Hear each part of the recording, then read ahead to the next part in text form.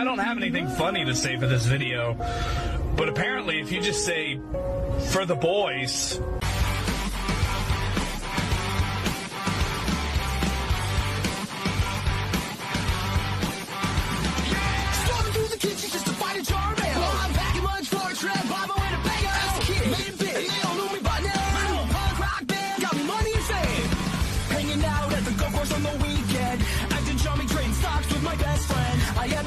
Prescription at the drugstore. I remember it's the first time that I realized I'm getting old and life is a nightmare. I'm getting old, I just found my first gray hair. Nobody cares cause all the kids in today's pop scene were born after 1999.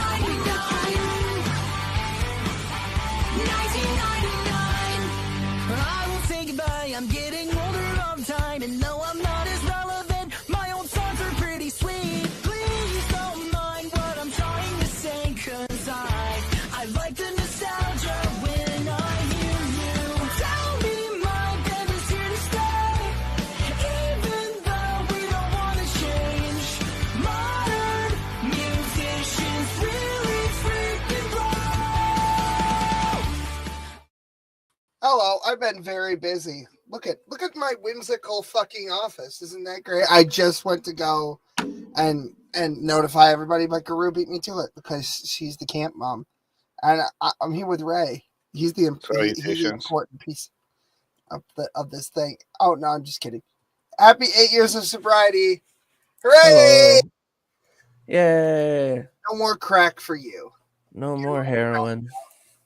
No more heroin, no more crack, no more methamphetamine. Does that mean I'm not important? What? No, I want to be important, man. That's not fair. What did I do wrong? I thought you'd find that amusing. You know? Oh, I find great joy in it, too. Honestly, I find great joy in it. Sorry if my eyes seem lifeless, people, as I was playing Minecraft. So, yeah.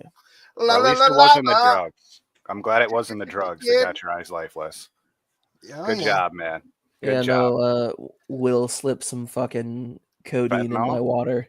Oh, yeah. We're gonna sober from heroin, meth, and crack, but just can't beat that ketamine addiction. Well, I never did crack. I did do opioids and meth, which I'll be 3 years sober in September on meth, but I gotta play a gaming flip cup. in less than 12 days, I'm going to be in New York. Oh no, you got a busted tooth? Fucking me too. Basically, all of the ones you can't see. Have just fucking, that's what happens when you're homeless for a while and you don't have insurance, and then you get insurance, and they're like, we gotta pull them, and then, hey, we want $3,000 to replace the tooth, and if you don't replace the tooth, your jawline's gonna narrow, and we can't put new teeth in. So basically what I'm doing is I'm just hanging on to as much money as I can, and then I'm going to Asmongold the shit out of this. So you could always go to one of those like back alley shady dentists and, Oh, okay. So you know what works really great for that, Guru? I'm going to tell you something. As a guy who has a lot of problems with this, right? You just go in the shower with a knife and you just cut it. You just cut it off. You just cut it out. Yeah, like a foreskin. That's what I do. Yeah. That is how I lost my foreskin the first time. The second time was on purpose. What's up? What's up, Trusty Ape? Trusty Ape, been a while. Sassy's here. Oh, good Lord. Bucky. Guru Lady, the aforementioned. Oh my God, that should be your new name, Guru. Guru Lady. The aforementioned. The aforementioned. Makes you all sound... right. But yeah, so on the Sunday, I'll be 8 years sober from opioids, including. Oh, we heroin. don't do the show. We don't do the show on Sunday. We do not. So we have. So I just wanted to, celebrate that with you guys. Maybe talk a little bit about like how I've gotten sober and how to stay sober, if you will. I know that we have a lot of other shit planned tonight. So yeah, I don't have special ending. I've been watching Smokey go after Praise a little bit because he's been talking about it to me. And I'm thinking about I thought it was funny only because there was an instance where he was on somebody else's channel and he got this free gracer dude to admit that belief is a work. So he got this dude to say, and this is in the context of Christianity as a whole, he got this dude to say that belief is a work, so you should believe the one time and then stop believing or you're going to hell. And it was not a joke. These people, these people are retarded. They have no idea what they're talking about. It's unfortunate. So just let them burn, man. Like, what's the? It's just a waste of time to talk to them. That's what I told him. And that's the other thing too. He was on the news unit this week, and I did tell him. You what? That's Dave, right? Yeah, it's Dave. And hi, Cheryl. He was on the news unit this week a couple of times because he's making it Smoky Week. I guess that's what Dave wants to do over there. And then, oh look, there he is. I am also going to be busy, but we'll talk about that in a little bit. I was over there on the news unit and I was harassing him, and I was harassing this dude called P-Town. I think it was P-Town, and I kept telling Smokey that he needs to stop eating krill. I said, "You're a whale right now. You're eating krill. Why are you eating krill? You're literally a 10-ton aquatic mammal. Just eat the fucking fish. Stop eating the krill. Find somebody who's like worthy or like not." And then he agrees with me every time, and then he does it again. So we'll see if he can get it together this week. Also, he's supposed to be his voice. Swear to God and Sonny Jesus, if I see you on another fucking stream, because I'm not going to get to, I've done all this work to get us to the 30th, and if you sound like you smoked every fucking cigarette in the pack by the 30th, I'm going to kill you and everyone that you like. Actually, strike that, reverse it. I'm going to have everyone you like kill you. Exactly. Quentin knows what the deal is. Okay, so why is the stream going to be a little short tonight? Because I have to go help somebody that we all know. And I'm not going to get into it because it's nobody's fucking business. But needless to say, I need to drive a lot very early in the morning tomorrow. So. And I also have to be at the ass crack at dawn tomorrow. So. Yes, because Quentin has to leave at like about. I have to leave around 4:50 to get to my bus stop to get to work at 5:50. So, yeah. So that's what's up. But we're not here to talk about that shit. We're here to talk about Jesus tonight.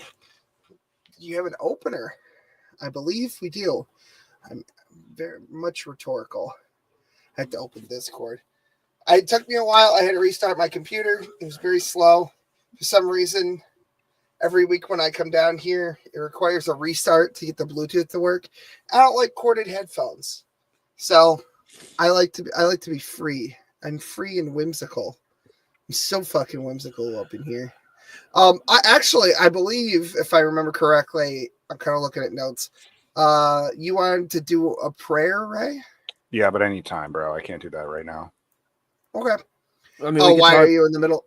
Yeah. Are you in the middle of it? Yeah. Oh. Okay. I mean, we could talk about the thing that I was queuing up while he's doing his thing. Yeah, go ahead. So I do want to thank all of the cult and for having my back, because like I said, 8 years sobriety is not. People will think it's an easy thing, and people will talk shit, because how dare you celebrate something you shouldn't have been doing in the first place? Well, eat my dick. Yeah. People make mistakes. Say Christ is Lord. Christ is Lord. Say it. There you go. Also, thanks Jesus for helping me stay sober. But one of the things that I've been trying to learn myself and to teach other people who are struggling with the same thing is, you're never going to not think about using. You're not going to ever get rid of that want in the back of your head. It's just a matter of, finding the people that will help you stay away from it and trying to find something to fill the void, whether that be like, playing Minecraft at 3:00 in the fucking morning or talking to these idiots, just don't. Just because you think about relapsing doesn't mean you're not making progress. Just don't relapse. That's the harder part. Why didn't they think of that before? Just don't relapse. It's so easy. Just whatever. Just don't. Why are you addicted to drugs? Just stop relapsing, you stupid bitch. And if you really need it, like seek help. Like I know not everybody is excited about Narcotics Anonymous or Alcoholics Anonymous, and sometimes it works and sometimes it doesn't. But I've always said, and I always believe, that if you work the program will work for you. So just surround yourself with people that are gonna keep you on the right path, and eventually you'll be able to say you've made it 8 years sober. Right. Yeah. Here's to another 8, Q. Hell yeah. I said here's to another 8, bro. Appreciate it. Yeah, I'm hoping. But I think that therapy and 12-step programs are bullshit. But if you think it works for you and it does, then cool. Congrats on the 25 years, Shep. That's really good, man. Yeah. So on other news, apparently I am a baby diaper Christian, according to certain people. Okay, whatever. Still more saved than praise. Just saying. Yikes. Yeah. I don't know if that's how that works, but Was that Shia? That's Shia LaBeouf. Shut the fuck up! Say Christ is Lord. Say Christ is Lord. Say it. You say Christ is Lord. Yikes. So if you were wondering what the thumbnail is, Will and I play Pokemon Pocket TCG, and that is a Wigglytuff card that you can get in the new set. It's Padre Wigglytuff. It's Padre. I think he's the creepiest fucking card. But like people that I talked to off air, I've been bitching that I couldn't get one card to complete the fucking set that I'm working on. I finally got it yesterday. I'm happy for you. Praise the Lord. Say Christ is Lord. Christ is Lord. There we go. Dude, like I was so afraid that I was gonna have to save up another 500 fucking pack points just to buy a stupid B barrel. Which is a waste of fucking... that would be a waste. That's the beaver, right? It's a beaver, yeah. Yes, it is. Yeah, that's correct. Yeah. Oh, my back hurts so bad. Does your face hurt? No. Well, it's killing me. Say Christ is Lord. Christ is Lord, motherfucker. Fuck you, bitch. Hey, Basement Dweller. How's it going, brother? Basement's helping us with our invite list. Everybody's going to get something. Oh, I can't wait. I can't wait. Oh, yeah. Some people are going to get very special, personalized invitations that will be very shocking. So is my invitation going to be handed to me when I get to New York? I could do. That'd be great. Oh, okay. We'll do a little unboxing. There's a couple of people that we could send. There's a couple of people that we could send handwritten. Oh yeah. Smokey's gonna. Never mind. Don't worry about it. I don't want to blow it.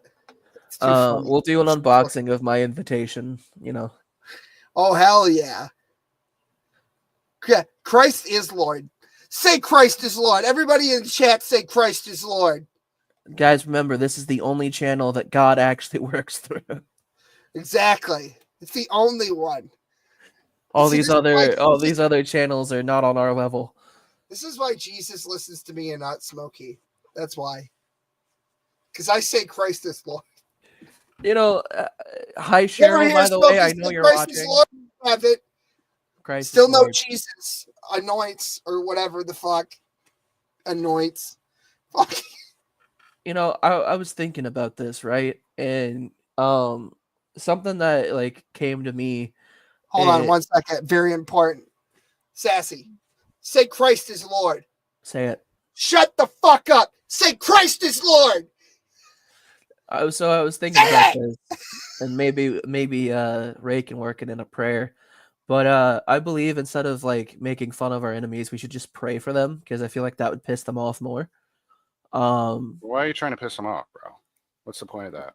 I don't know. I mean, they're gonna get mad at us for no matter what we do. So Yeah, so why contribute to that? The whole point of that was to do something good, and then you finished it with something evil. Don't do that. Yeah, you're right. Let's just pray for them. If they get mad at it, then that's their fault. It doesn't really matter. I don't want them to be mad. That just shows their weakness. Like exhibiting emotions is not it's not strength, it's weakness. Getting angry and yelling at somebody is not what you do when you're strong. That's what a weakling little bitch does. Yeah, but we're gonna pray for them, and Cheryl, if you're watching, we're praying for you too. Yes, everybody say hi to Cheryl. Hi, And Cheryl. Tell her to say Christ is Lord too. I bet she can't. There's some Christians that actually believe that people who are demon possessed are like afflicted or infested or whatever terminology you want to use. Catholics. Some people say wait. Isn't the Catholics the one that touch little boys and the Pope protects them? The Pope protects pedophiles. Isn't that the same one? Like that. It's okay. Sort of like a Kitty Diddler shell game situation. Find the pedophile around and around. Where does he go? And then magical cylinders, right? Yeah, absolutely. Magic everything. Just pray to the Virgin Mary. Why would you bother with Jesus? You can ask his mommy. What the fuck? That's a fair point, man. I did. There's a fucking little parish on that. There's Quarry Crossing Road. It's like it doesn't. And then there's like an intersection headed back towards the village. Yeah. And that fucking road, there's like a little church. And I was coming home from work one day, and I seen them out front of the fucking statue of the Virgin Mary out there, praying to the Virgin Mary, and I couldn't believe my fucking eyes, because not even the Catholics are that audacious to do that on the front goddamn lawn. Like, what are we talking about? Why would they pray? She didn't do anything. She just, she pushed him out, right? Or did she do something special that I don't know about? It was during like the Ukraine war, and they were like praying to Mary. No, but I mean Mary though. Like, what did she do something that I don't know about? As far as I'm aware, she just pushed the kid out, right? Well, some people say that God created Mary special. Okay. See, because God wanted Christ to have the perfect mother. So Mary was like a special creation, and she was kept pure. And some people go so far to say that she is in fact without original sin. Not that she never sinned ever, but that but from the time she was born to the time Jesus was born, no sin. She was kept sinless by God. And I don't know whether that matters salvifically or not. Maybe it does, maybe it's not. But well, either way, she's nothing compared to Jesus, because like nobody is. Well, yeah, right? Obviously. But like a lot of people have some. Just why wouldn't you? Why would you not pray to the highest? Like, why would you not pray to the big man himself? I don't understand. Why would you pray to like a prophet? Like, I think they do that in Islam, right? They pray to fucking their little prophet Muhammad, tiny little boy Muhammad. Yeah, you know what I do also that a lot of people don't do? I pray specifically to the Holy Spirit, because everyone's like, God help me. And they say, Jesus help me. Nobody says Holy Spirit help me. I feel like he feels left out, or they, I guess. Well, let me tell you is that I don't want to fuck up the Holy Spirit's pronouns, but I finished what I was doing, and it went horribly because I wasn't able to focus, which is fine. This is more important. I just need a minute, and then I will say that prayer. I added one more little paragraph that I think is really powerful. Okay, so cool. Actually, why don't we watch one of those Jesus videos? Unless you have something else you want to talk about right now. No, I'm kind of just going through. I'm just kind of going through it, just like in the spirit of the thing. Let me go through. There's a video I didn't post in there. It was a short video where there was a man who Jesus commanded. I don't know if he commanded or asked him to go around and heal people, but he himself was like injured in some capacity. And why can't I remember the name of the apostle? He's an apostle. Yeah, he was walking on a cane in the show. or a walking stick. I'm trying to find. Yeah. There was a great video in clip the I had on it. Bible. In the Bible, it doesn't make it exactly clear. Give me 1 second. I'm so fucking. Oh, yeah. James, son of Zebedee. Little James. Okay, yeah, I got the Little clip right here. James. Yeah. Give me 1 moment for this fucking shit to load.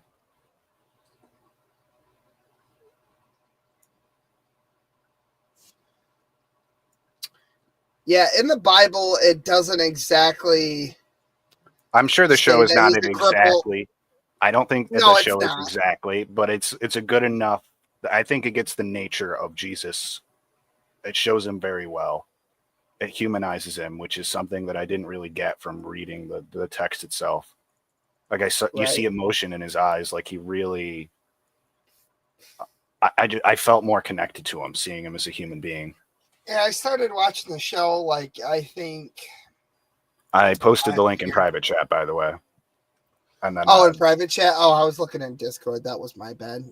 Okay, I'll start using that. I'm glad that you have that open. Yeah, hold on. I don't know why it didn't. I don't know why it didn't just go. I'll send it to Discord. No, yeah, that's fine. It's all good. I got the link. I just had to copy it. Oh, I see. Yeah. I don't know why when I clicked the link it didn't do what I wanted it to do, but anyway, here we go. Sharing the screen. So you're telling me that I have the ability to heal? Find that difficult to imagine with my condition, which you haven't healed. Why haven't you? Because I trust you. Precious little James, I need you to listen to me very carefully, because what I'm going to say defines your whole life to this point and will define the rest of your life. In the Father's will, I could heal you right now. And you'd have a good story to tell, yes? Yes, that you do miracles. And that's a good story. But there are already dozens who can tell that story. And there will be hundreds more, even thousands. But think of the story that you have, especially in this journey to come. If I don't heal you, to know how to proclaim that you still praise God in spite of this. To know how to focus on all that matters, so much more than the body. To show people that you can be patient with your suffering here on earth because you know you'll spend eternity with no suffering. Not everyone can understand that. How many people do you think the Father and I trust this with? I thought that was a really powerful clip when I saw that the first time. Yeah, I have to add the splash to the screen when we do that. I keep forgetting.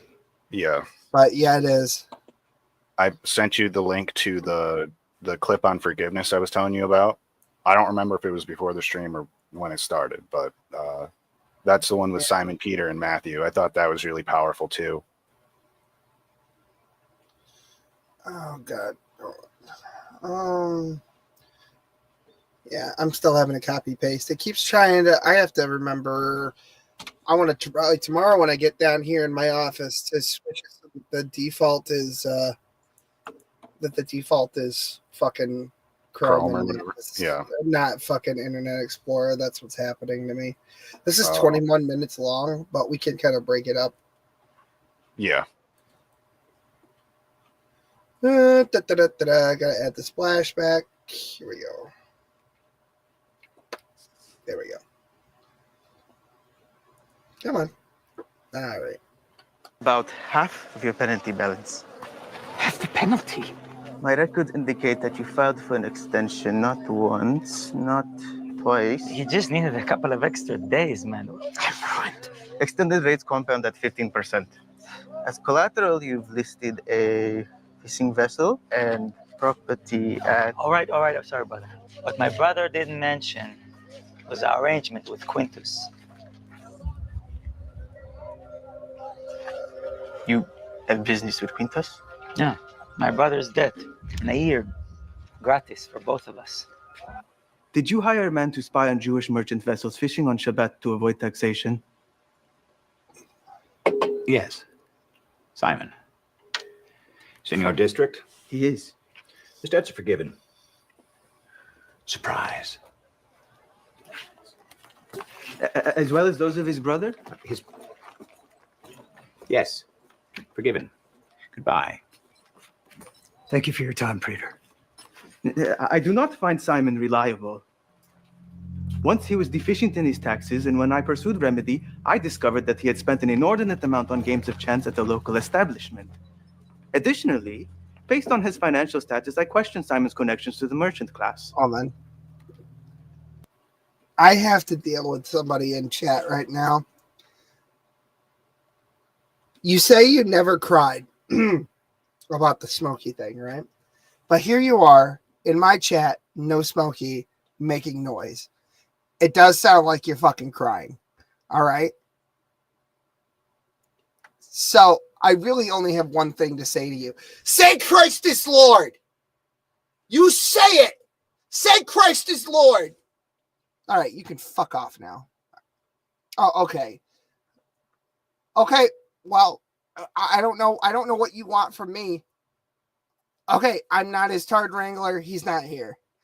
If he's not here, I'm not here to wrinkle the tard. Okay, I'm sorry that you have a problem with Smokey, but keep it to Smokey, bro. Just keep it to fucking Smokey, Bond. We're here to talk about Jesus and do something positive and, you know, bring value to people. So, like, don't ruin that or you'll make an enemy of me. And you really don't want that. So you want to come in and have an argument about the thing that you were arguing with Smokey about with me. Smokey's not coming in. I don't know if you looked in chat. Well, I don't mind if Bond comes in. I've got no problem with him. He's a friend of mine. No, I do. No, I do, and I'll tell you why. Because he wants to argue with Smokey about something that happened that wasn't on this stream. There's no continuity. Nobody's gonna know what the fuck we're talking about, and I'm not taking an hour. Read the chat or read the fucking description. We're not gonna be here that long. I think I even said, let me look. I think I said specifically that I don't want to. So you don't want to hear about Jesus. You don't want to talk about Jesus. You just want to like fucking argue. Is that what you're saying, Bond? If you don't want to talk about Jesus, I'm more than happy to give you lessons on some other things. Can you do a push-up? How about, do you know how your digestive system works? When do you go into ketosis? Can you say Christ is Lord? I don't know why, but I just realized, and I'm glad I looked. StreamYard is now, I'm paying for StreamYard, and they're advertising on my channel without paying me. This is going to be a fucking problem. They automatically added this shit. Here, I'll post it in private chat because we probably can't see it. Yeah, and I did say I don't want to have a conversation that lasts longer than an hour. I literally said that. Well, I literally said that. You can go look. Anyway, so they're not paying me to say this. If you see this discount thing, I don't get any money off of it. So don't click it. I'm gonna have words with them. I'm gonna have words with them someday this week because that's bullshit. Well, now that we've gotten over the little speed bump, do you want me to say that prayer now? Oh yeah, absolutely. Go ahead. All right, so this is a little bit different. This is a little bit different in my normal prayers. I actually took some time and thought about what I wanted to say and wrote it down.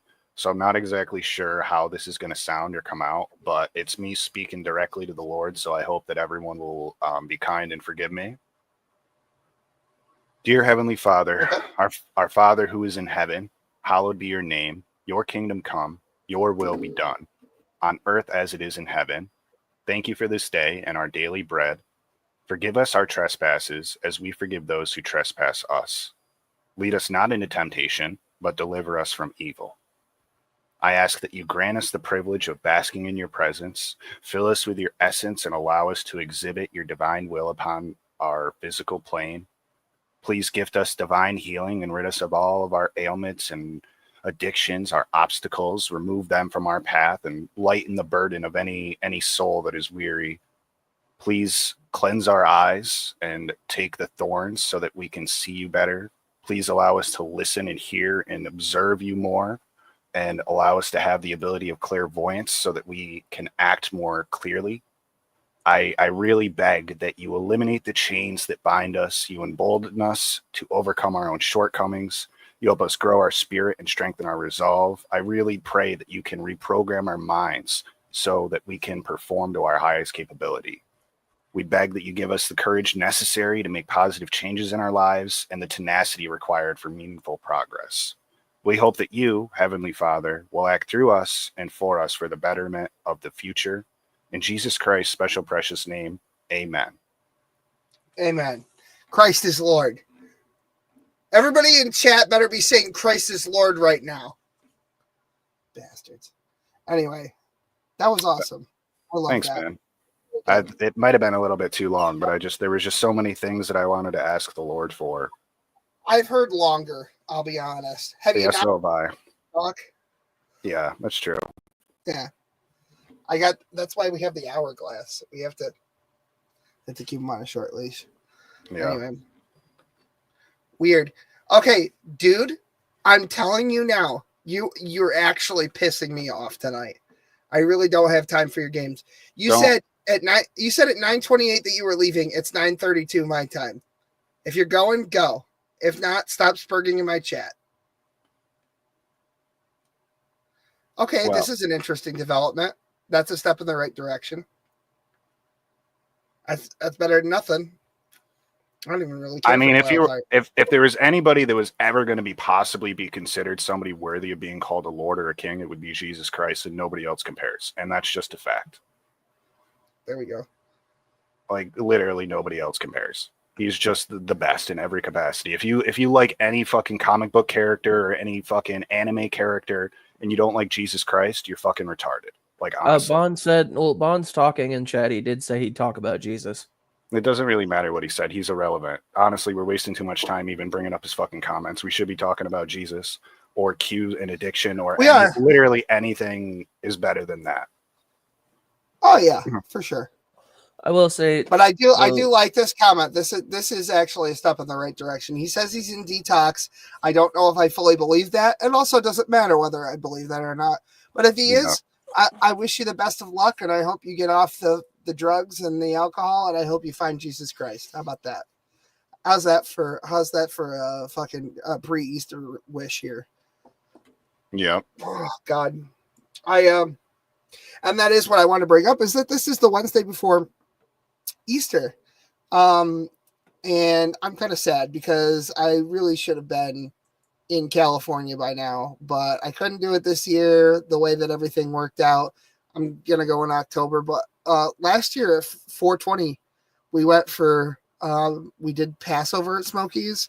We did 420 at Smokies. We did Easter at Smokies. And it's the first Easter that I didn't spend at home, like at my mom's house or my my own house or anything. So that was kind of meh. But we did have a lovely Easter dinner, and his grandmother is a sweet woman, and I love her, and I hope that she lives to be 1,000 years old. And if she can't, then I hope she gets into the highest level of heaven. How about that? How's that for there's another prayer for you. Just a little something. Hey, do you think the amount of push-ups you can do determines what level of heaven you get into? I hope not. Do you think if somebody is like, do you think like if my, let's say I had an overweight grandparent, do you think they would go to the same level of heaven as somebody who's physically fit? I think that has nothing to do with. Yeah, and I think you know exactly why I said it, right? You remember? Yeah, I do. May you join the call. It depends. I'm not going to have an hour-long conversation about whatever the hell you want to talk about. Their name is Ligma, dude. That's a bait and a half. No, well, I know that, but the reason I said that is because I know that's exactly what they want to do. Is they want to have they either want to come in and fucking troll, or they want to just have an hour-long conversation about fucking I don't know, some non-salvific nonsense in the Bible. Are we reading Deuteronomy correctly? No, You don't know? bring this guy in. It's a waste of time. I got plenty more things that I'd rather talk about than whatever this guy's got to say. Like the link I just sent I'll tell you is what. significantly more interesting. You can talk in chat. We're gonna bring the video back up. You have no plan for a conversation? I believe that. I believe that now that you said that. Okay. Thank God you have no plan for a conversation. Now I'm absolutely not bringing you up. Okay. So back to the video, because I feel like this is powerful. Because Matthew is a tax collector. And yeah, he's the rotten cocksucker. That's basically what he's exhibiting there. The fucking the Roman guy was gonna let Simon Peter off the hook, and fucking Matthew started flapping his gums because he's like, no, why does this guy get a handout? Why does he get a pass? I've never gotten a pass. I had to sell out all my fucking people to get anything. And so he's trying to fucking get retribution and take out his own toxic energy on fucking Simon Peter. And that's where he's at right now in his life. In spite of his current intentions, I do not believe you have an accurate understanding of what he can deliver. I'm sorry for this dishonor, Peter. Say your last prayer, Jew. Stay there a moment, Captain. Are you saying I made a bad deal? Yes.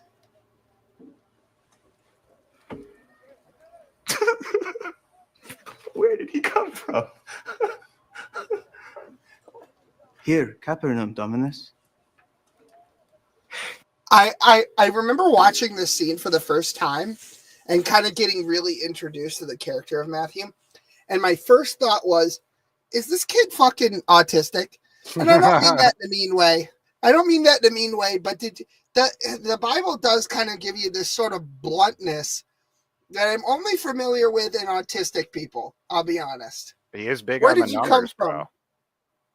Yeah, I know. He's big on the numbers. He's fucking Rain Man. He's the Bible's Rain Man. Dude, he looks like fucking Mr. Robot, too, in the show. They picked, yeah, I know, and they picked a really good act. All of the actors do a really good job in this show. For something that you can watch for free, like non-HBO. On you know YouTube, what I mean? bro. The first season's all on YouTube now.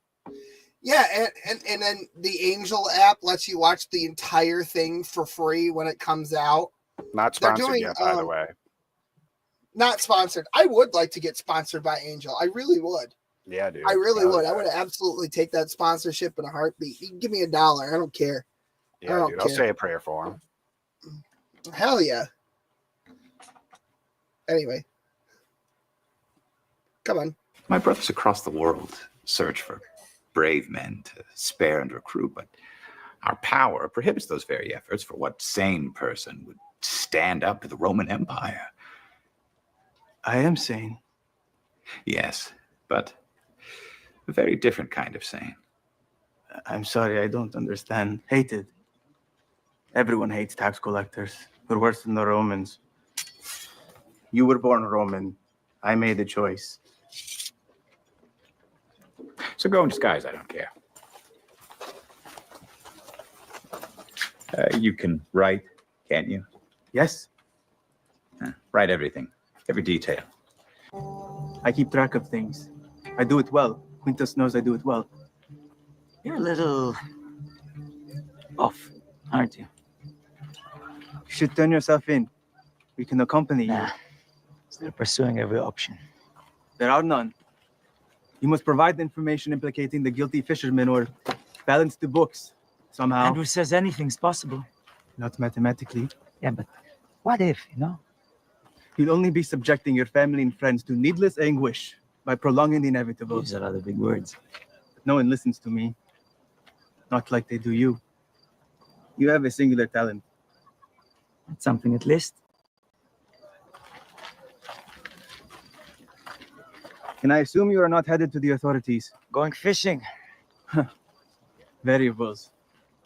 People are always adding variables. Does it change anything to know you only have until sunup? Sunup. I think that here's the other thing too, just on the Angel thing. I don't think so. Sound of Freedom is on there, and that's that is a movie about child rape and child trafficking. I think that my mouth would be the least that they have to worry about, and they're doing a second Sound of Freedom. So that's the thing. But back to this. Even in this scene, it's recognized that Matthew's a little bit of an oddball. Like he's Yeah. weird. Yeah. He's weird. He's weird for the first century, and that can get pretty weird. I don't know if you know a lot about history. The first century was kind of weird for everybody.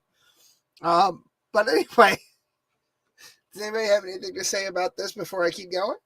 Nope. But Shabbat's not for 3 days. Quintus is convinced you've double-crossed him. He's coming. Can you pause this? Yeah.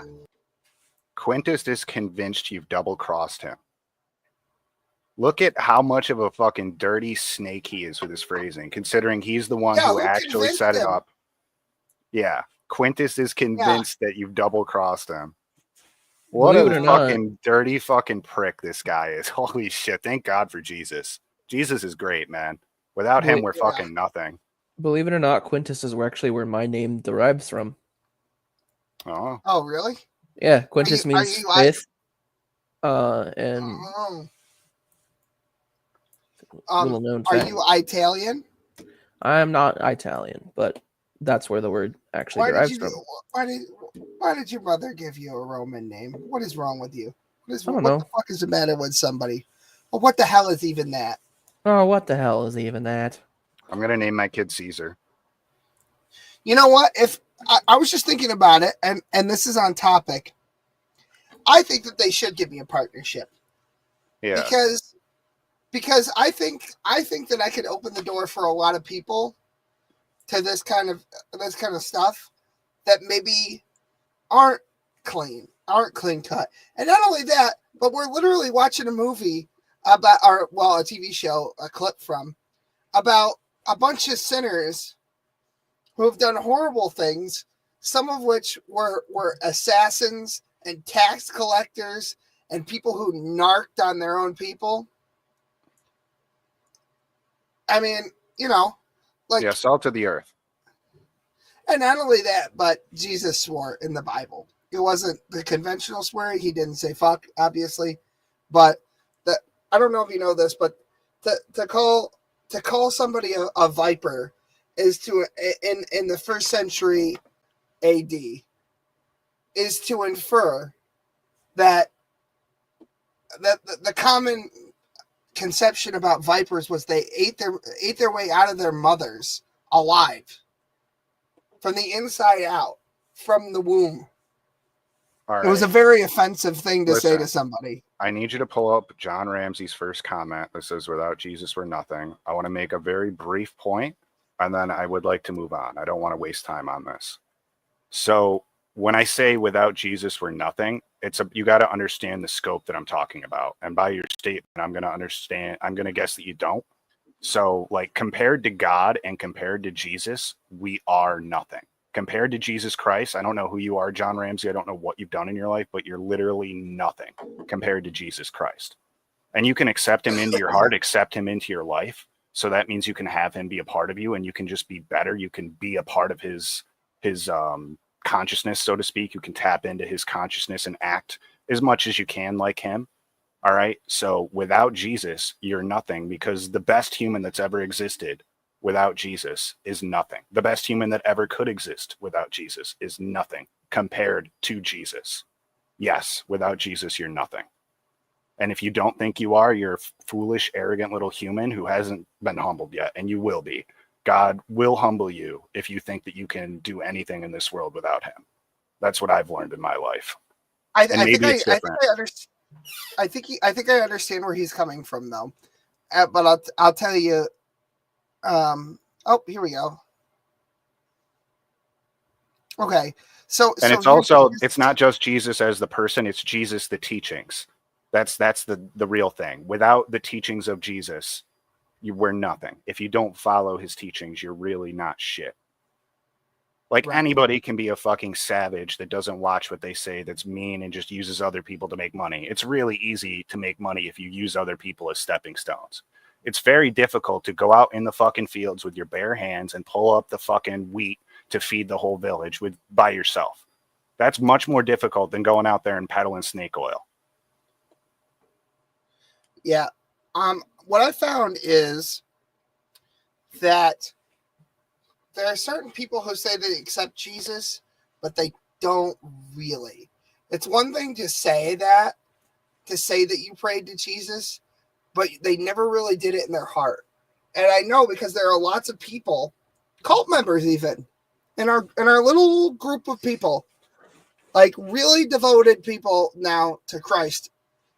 There's people like that who said they believed in Jesus, but they really didn't.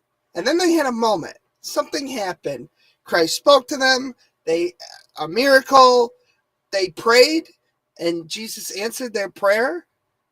I mean, I know they say there's no atheists in foxholes, but that's not my experience. Is that ever? You know, like there definitely are. But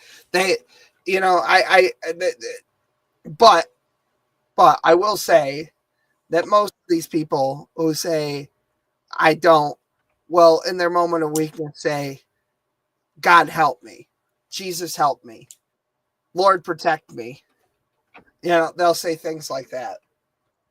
And I think it's like human ego that gets in the way. You have not had, John, you have not had your come to Jesus moment.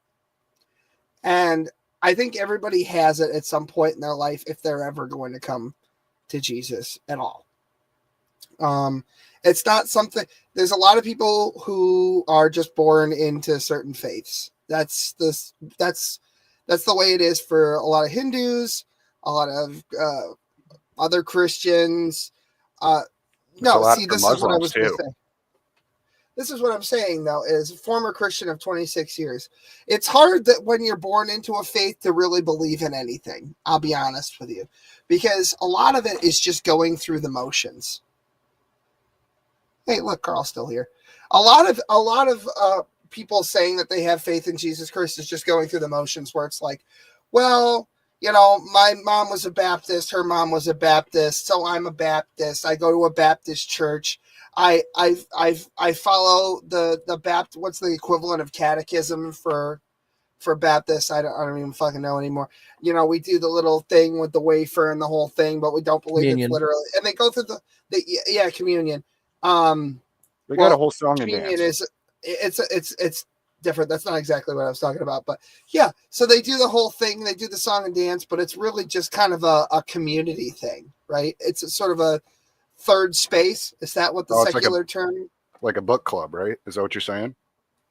Yeah, it's kind of a place for people to go every Sunday and compare clothing, and you see your friends there and people in your community, and you talk about that bastard down the road with the yapping dog that you'd like to shoot, you know, shit like that. And there's not really a whole lot of anything about Jesus. Like, you go to a church and you hear a sermon, but the pastor, the preacher, the priest, whatever, is not really there to help you strengthen your faith or find it or anything like that. He's just kind of there to read the fucking words on the page. And then he does like a whole little thing where he might talk about the passage itself and what he thinks it's supposed to mean.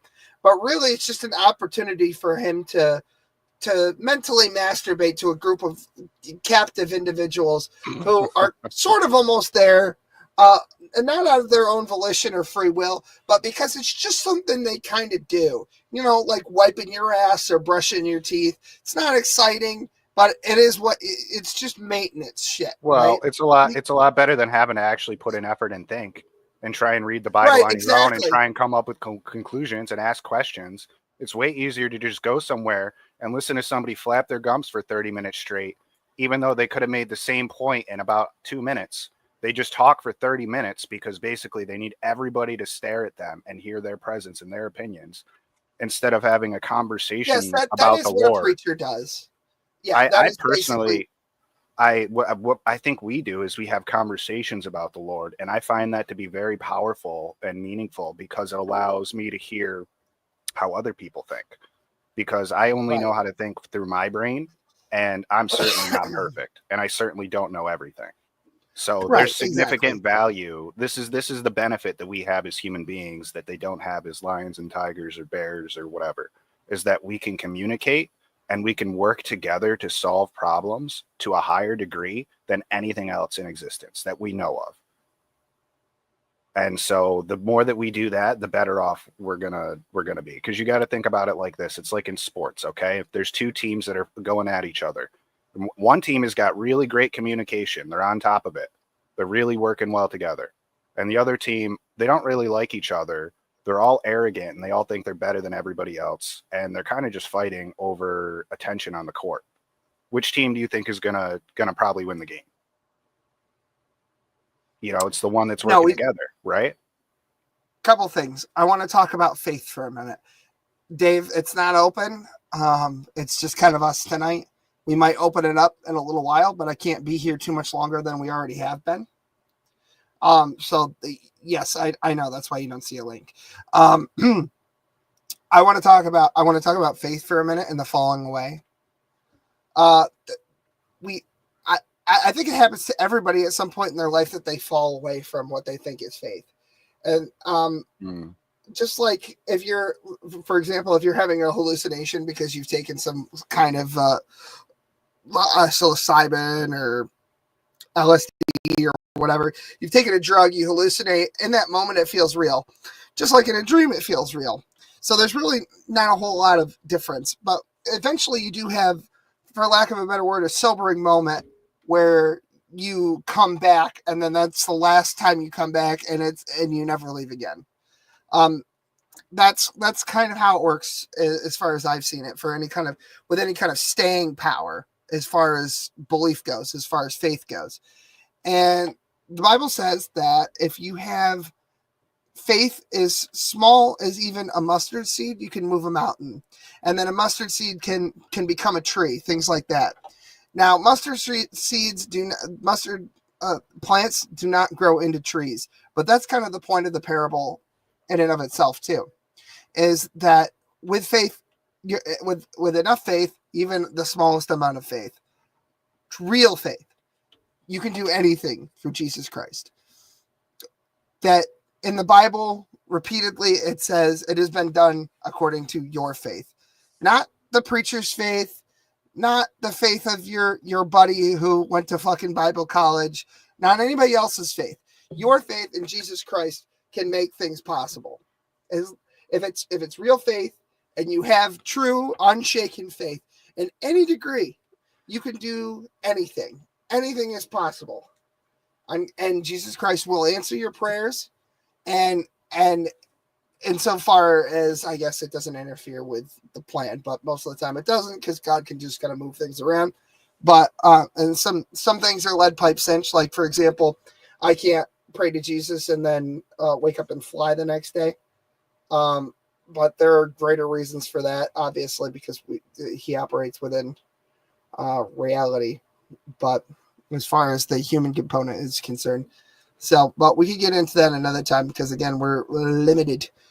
So I imagine, yes, Smokey is on hiatus. He is resting his voice because he's losing it and he needs it for the 30th. Okay, that's the end of that. But anyway, I think. Do you want to go on that point that you were the point that you were just making? I found a clip. I was talking to you about it earlier about the Roman Gentile who asked Jesus to heal. I found that and sent it to you if you want to put that up. Yeah, we could do that. I just wanted to finish this. Yep. No, that's fine. I'll look at Discord in 1 second, because I just want to finish this thought. I know exactly how you fell away in your 20s.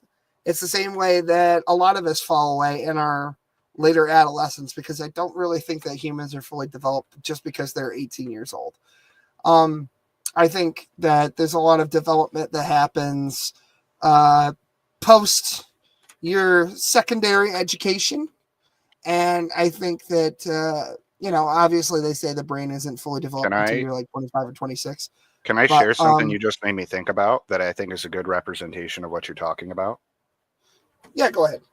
So when you grow cannabis, okay, you take your seed or your little seedling and you put it in the ground, okay, and it starts to grow. And then when it's ready to harvest, you take it out of the ground, right? But you don't smoke it right away. First, you Right. have to dry it, and you have to prepare it and dry it, and then you actually have to put it into the proper storage containers and then cure it after the fact. So it's not just the full growth process that you have to do to get the finished product. There's 2 more additional steps after it. And it's like, I've spoken to I don't know if it's been on stream, but I've definitely spoken about like making a sword. You have to heat the metal up in the fucking furnace, and then you take it to the anvil and beat the shit out of it. And then it goes back in the furnace, and then you beat the shit out of it. And then you got to polish it. So it's like a multiple step thing. And like, especially with the way that our school system is set up to basically just treat you to be a factory worker, or rather train you to be a factory worker, which basically means you have no substance. Then by the time you're 20 years old, you basically have no value to bring to the marketplace. If you are just going by like the common general education system. If you like the horticulture metaphors, it's kind of like broccoli, actually. Not a lot of people grow anything anymore, so maybe some people won't get this, but I do. And so you when you grow broccoli, the first flowers, the first broccoli floret that comes up on the actual plant, you think that that's broccoli. It's actually not. It's just the first flowers. And what you actually have to do is you have to cut that floret off and let it grow back for it to grow like broccoli you see in the supermarket. And sometimes our path to God and Christ is a lot like that, where we have to do something that seems kind of antithetical. It seems kind of contradictory or confusing to get the results that ultimately we desire. And sometimes that means falling away so that we can come back. Right? Because God, Jesus, rejoices more for the lamb that strayed and returned than he does for an entire flock that stayed the whole time. And that's the way it is. And so you'll stray. Okay, wonderful. Thank you. I'm getting a horticulture fucking lesson in the side chat. That's neat. Anyway, you will stray, but you will come back, and God will rejoice in it. He cares about all of us, but the most he cares about is the one that went away and came back. Well, that's interesting because I've heard it said that we are created in God's image, and that's literally what humans look for in any kind of story or character. Is there's nothing more satisfying than seeing an underdog come from behind, storied, rise up to be a champion. There's nothing better than that. Yeah, right? Like look at God Rocky or yeah. Well, I mean, we imitate him, you know? That's kind of why, like I was talking about earlier when I said, like, we're nothing without Jesus. Like, all the things that make us anything are the teachings of Jesus. So it's like, it's all natural. If you literally don't even need to, like, you can literally just observe the way that things operate in our natural universe, and you can see the presence of God. Like, I don't know if I brought this point up before, but it's very important. You have to consider the likelihood of life existing, of you existing at this current point in time. First of all, as far as I know, and as far as I've seen with science, there's no life anywhere else in the fucking universe except for our planet. That's a strange coincidence. Obviously, it couldn't have been God. It must have been a random chance that we were the perfect distance from the sun to have an ozone and a perfect environment for life and to not be burned alive and to actually have organisms and ecosystems and like mitochondria to join the cells if you're a science guy and you believe that. Like all of these perfect is actually an interesting conversation too. There's so many perfect circumstances that had to be met for life to exist, considering the fact that we can't see life on anything else in the observable universe, and that's pretty fucking bigger than you've ever seen with your two eyes as a human being. And so to make a claim that it just all this stuff randomly happened and then it couldn't possibly be God is the most foolish, outlandish thing I've ever heard in my fucking life. I had a conversation once with an atheist, and the conversation went something like this. So I said, so you believe that everything came from nothing, which of course I won't get into it whether I actually believe that they believe that or not, but that's what I said. So you believe everything came from nothing. And they said, No, nothing can't make nothing, so that it must have been something. So it's a something that was forever before that. Before there was everything, there was something. And then it was like, yes, there was the singularity. It was everything was in a singularity and it existed forever in so much as time, like Planck time and blah, blah, blah. It went on like that. I was like, okay, because that kind of sounds like God. It kind of sounds like God pre-Genesis, as far as we know it. And the conversation ended. He called me a retard and left. So that's how that conversation went. And to your point, anyway. John made another comment here, which, by the way, John, I gotta say, buddy, I'm pretty happy to see that you're having a rational conversation. So I appreciate that. Yeah, but part of the reason that I kept you in chat was because it makes it easier to think about what you want to say before you say it. So I feel like that's way more productive. Makes better people. Makes for better conversation. I want to actually make a point on what he said there, though. He said, I totally accept the possibility that God created the universe. It's not illogical. I just don't see a reason to positively believe that it was created as opposed to being eternal. Well, whether it was eternal or not is irrelevant to the question. I don't even think, like, first of all, as a human being, you don't even understand what eternal is. Like, you don't understand what infinite or eternal is. You might think you do, and you probably do, but the reality is that you don't. Like, for example, if I asked you to close your eyes, in fact, I'd like all of us to do this little experiment. Just close your eyes for about 15 seconds, and I want you to picture 3 red apples in front of you. Okay? You can probably do that. Now I want you to picture 1 million apples, exactly 1 million, not one less, not one more. Perfect apples, red apples, 1 million of them in your mind. And so you can't do that. You can't actually picture 1 million exact apples. You might have a group of apples, but I guarantee you it's not exactly 1 million. And so that's just 1 million. Like, that's not even that big of a number. It's a big number compared to what our tiny human brains can handle, but it's not really that big of a number. And so basically what I'm trying to say is that what you said there did not take away from my point at all of the perfection of everything needed to be this exact way for life to exist. That does not matter. In the eternal doesn't matter with what I said there. That is a separate point and a separate conversation we can get into, but I think it's irrelevant and it doesn't matter I don't think that matters at all. What I'm simply stating is that just going off of statistics alone, because I've talked to a lot of those like autistic math wizards and they love their numbers, the likelihood of you existing, of life existing, is so infinitesimally small that you literally have better odds of probably winning the lottery every day for the rest of your life. To be completely honest with you, like, that's how infinitesimally small the odds of us to have these perfect conditions, because there's a lot of things that play into life existing. It's not just, we have oxygen and that's all we need. Like, no, there has to be a perfect symbiotic ecosystem across the entire world. Would you say that it's impossible for subconscious and inanimate laws of physics can I don't even know what the hell that I don't understand that question. So you're going to have to rephrase that for me. I'll take a look at it in a minute, because I'm kind of curious myself. I'm having the AI figure out what the approximate odds of life emerging on any given planet is. Yeah, I used what's the term? Hyperbole. I over exaggerated, but it's still like a really, really. You definitely have better odds of winning the lottery, and you have better odds of getting struck by lightning. I'm almost 100% sure on that.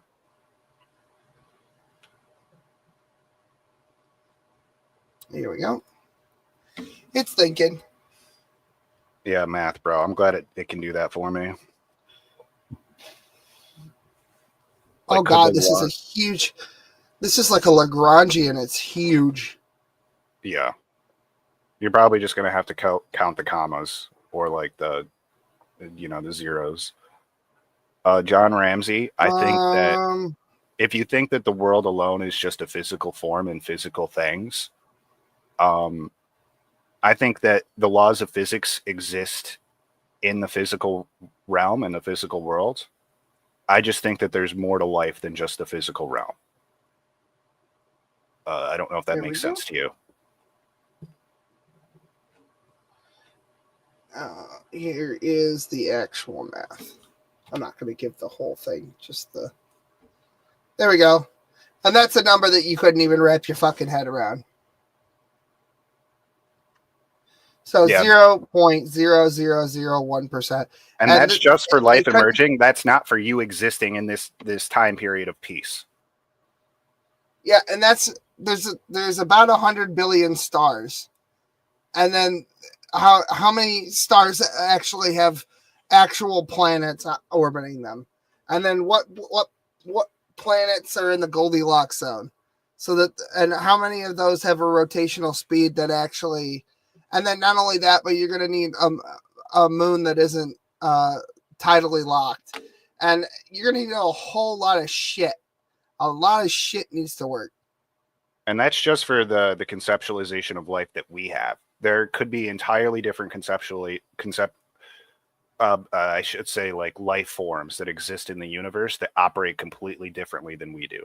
Perhaps they don't use oxygen and water as their main resources. Right, you're right. A galaxy has about 100 billion stars. I'm sorry, I read that incorrectly. That's a lot. Yeah, and all those are bigger than the Earth, right? Stars, they're all pretty big. Yeah, and there's more galaxies, or there's less galaxies than there are stars, but for a galaxy with about 100 billion stars, that suggests billions of candidates. That's what it says. And it's got citations here too. So, and then it goes into Fermi paradox and all this other shit.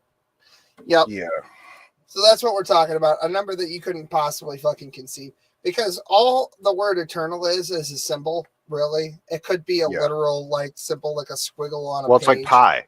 Pi is literally an infinite number that you could not wrap your head around.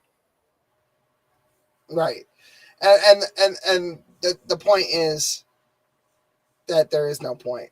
It's because that's what it is. Eternal is just a concretion standing in for an abstraction. And the word and the concept of eternal is so abstract to the human mind that it might as well not exist. But it does, I guess, in some context. Obviously, the context we're talking about with Jesus and God and everything.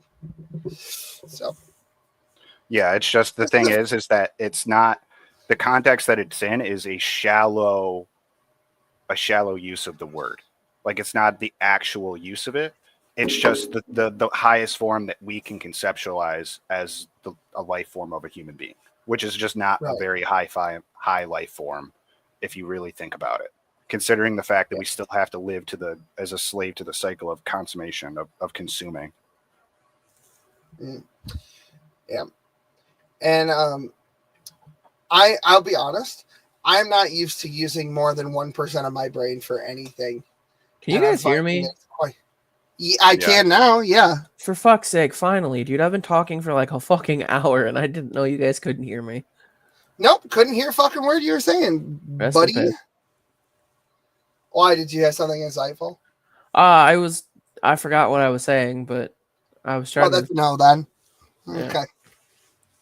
Oh, well. It's okay. Say Christ is Lord. Christ is Lord. There you go. Everybody in chat say Christ is Lord. We haven't had a Christ is Lord in a while. I'm feeling left out. I think we could continue with this now. Unless you wanted to watch the other clip. No, either or is good. I'm happy. By the way, just the one thing I will say is the man on the screen right now is Simon Peter. Okay. Just for context. I'm still going fishing. Tell yourself that you have no feasible plan. I told you my plan. If I'm going down, it will be doing what God bid me to do. Tell your boss he can come get me off the water.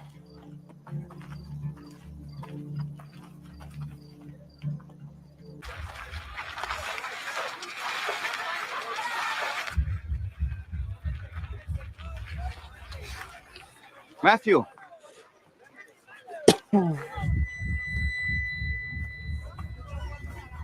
Matthew, son of This is a good point.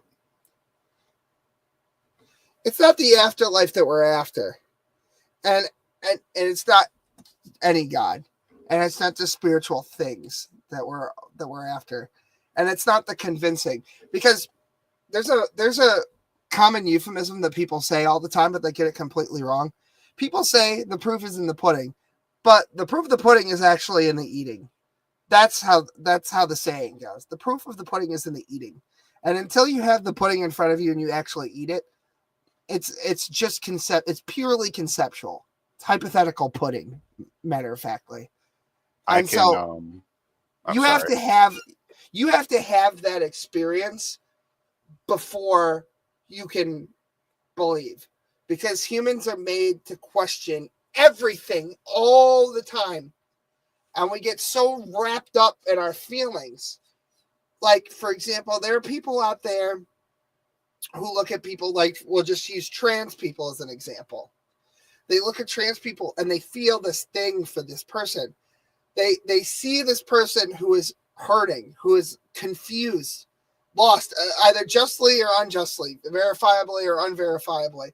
Somebody who very clearly has problems, lots and lots of problems, and they want to help them. And the only way that most people know how to reach out to somebody who is going through something like that is to just validate their feelings. But again, it's the broccoli metaphor. You can't just do that. That's not helpful. It's not good to see somebody who's doing the wrong thing, who's going the wrong direction, and telling them they're not on their way to a slaughterhouse. They're on their way to happiness. That's not how anything works. And I know it's hard. I know it hurts. I know it seems mean and cruel. But sometimes we have to tell people to do things that for them in that moment seem hurtful before we can help them become what they're supposed to be. The metaphorical broccoli. And I know that we're getting a lot into metaphors and euphemisms, but this is just how my brain thinks. This is this is how I communicate. Jesus communicates through parables. I communicate through metaphors. It's just what I do. Take it or leave it. Call me autistic. I am. It doesn't matter. The point is that I know that you've been trying for years. I know it. But I personally, I believe that if you continue to try and you really, really, really want to believe in Jesus, it's not that you'll just suddenly believe, but that Jesus will enter your life and make himself known to you. And the other uncomfortable thing about this is when we're in sin, we tend to attract other people who are also comfortable in their sin, that don't want to change, that want to do the thing that seems easy and say, yes, take that drug. Yes, drink to excess. Yes, go ahead and goon to OnlyFans and spend your whole fucking paycheck every week on some girl that you'll never fucking meet that doesn't give a fuck about you. I know that we want to do that. I know that it feels like that. But we surround ourselves with people who make it very difficult to leave that box, because that's what the devil wants. The devil can't win. He's not winning. When it comes to judgment, it's over. It's fucking over already. He cannot win. But what he can do is he can take as many people down with him, because he's a fucking narcissist. That's how the devil works. And so we surround ourselves with people who look at us and say, yes, it may seem to you like you're doing everything wrong, and convince you, because they're trying to convince themselves, because what they really need to do is hard and painful and difficult and depressing. They convince you that you're doing the right thing so they can convince themselves somehow. They play psychological gaslighting tricks on themselves. I drink the Kool-Aid. Here, you drink the Kool-Aid, and then I'll drink some more fucking Kool-Aid, and then we'll all be dead. Who will give a fuck? I understand. It's not that you're doing anything wrong. It's that Christ enters everyone's life at very specific points. And it's hard to hear that because a lot of us just want to have it.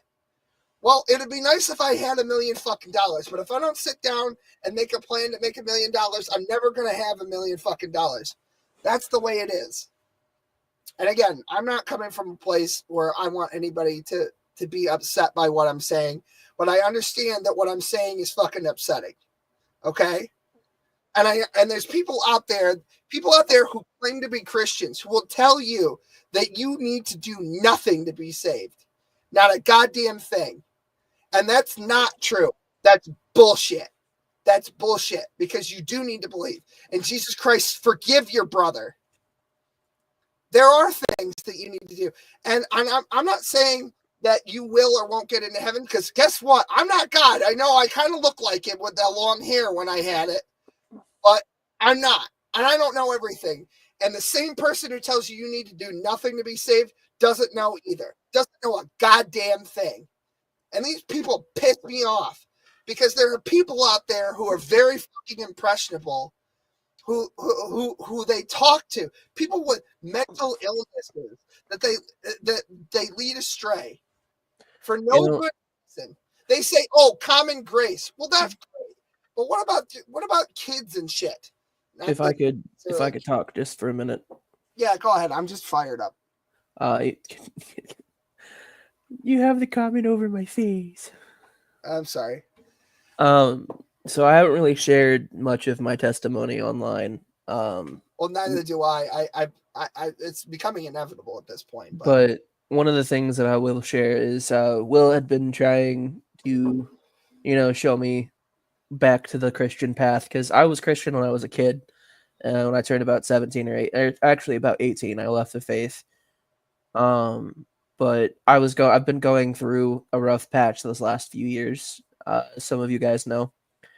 And one of the things that I was really stressed out about and was freaking out that it was the worst thing was going to happen was my little brother when he was going to trial.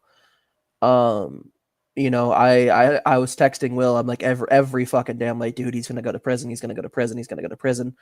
I don't know what to do. And Will hit me back with, dude, just pray about it. We're going to pray for you and your brother. And then the next day, the trial came up and my brother had called me. And he was just like, hey, man, I'm not going to prison. And that, among some other things. If 2 or more of you gather together in my name and pray, it shall be done. It has been done according to your faith. Go ahead. And a few other things besides that kind of led me back to believing again. And, I'm not a perfect Christian by any means. But one thing that I can say is, like, if you're on the fence, and you don't know whether to believe or not, do your own research, look into it yourself. Don't just buy into what everybody in the world tells you about Christianity. Yeah, there are things that people will tell you that are negative, and they'll try to convince you that you shouldn't believe because of the negatives. But like anything in life has negatives, there's not a negative in believing in Jesus. There's really not. Can I say something? Is that okay? Yeah. I would actually. I'm about to light myself on fire again here because I'm kind of in the zone. I don't think actually there is anything negative with Jesus or his teachings whatsoever, to be completely honest with you. There might be some perversions in like churches, like the Pope that hides pedophiles and shit, obviously. Right. But Jesus himself and his teachings, he's literally the perfect human and he does everything the right way. He's literally, Lady Avon was saying like, she didn't know like what to believe with God and everything. And it's like literally Jesus is the only Lord worth serving and believing in because of how he lives, how he lived, his teachings, everything he talks about. Like everybody else is basically just a fucking barbarian. That's like a human being that's like low level. But Jesus, like he could have like obliterated all his enemies. He could have just ruled the world. He could have just been the king of the fucking world, made all of you his slaves, made me his slave. And there's not anything we could have done about it. But instead, he literally he knew fucking ahead of time that he was going to get betrayed by one of his fucking people. And then he let him nail him to a fucking cross and he slowly bled to death. And here's a newsflash, because I'm wagering that most of you have never experienced any real pain. But taking a nail in your fucking hand is very painful, let alone one in each wrist and then in your fucking ankles. So Ray it's like has actually had a nail go through his fucking hand. So I've had multiple. I've had multiple, bro. Multiple. It's not pleasant. And so basically, what I'm trying to say is, what I would suggest to you, Lady Avon, and anybody else is seek to understand Jesus. Seek to love him. The rest of the stuff will follow. That's what I was going to say is something I've really discovered recently through watching The Chosen. As I love Jesus. Like the way he acts, the way he talks, everything he does, his teachings. Like there's literally nothing for me to not love about him.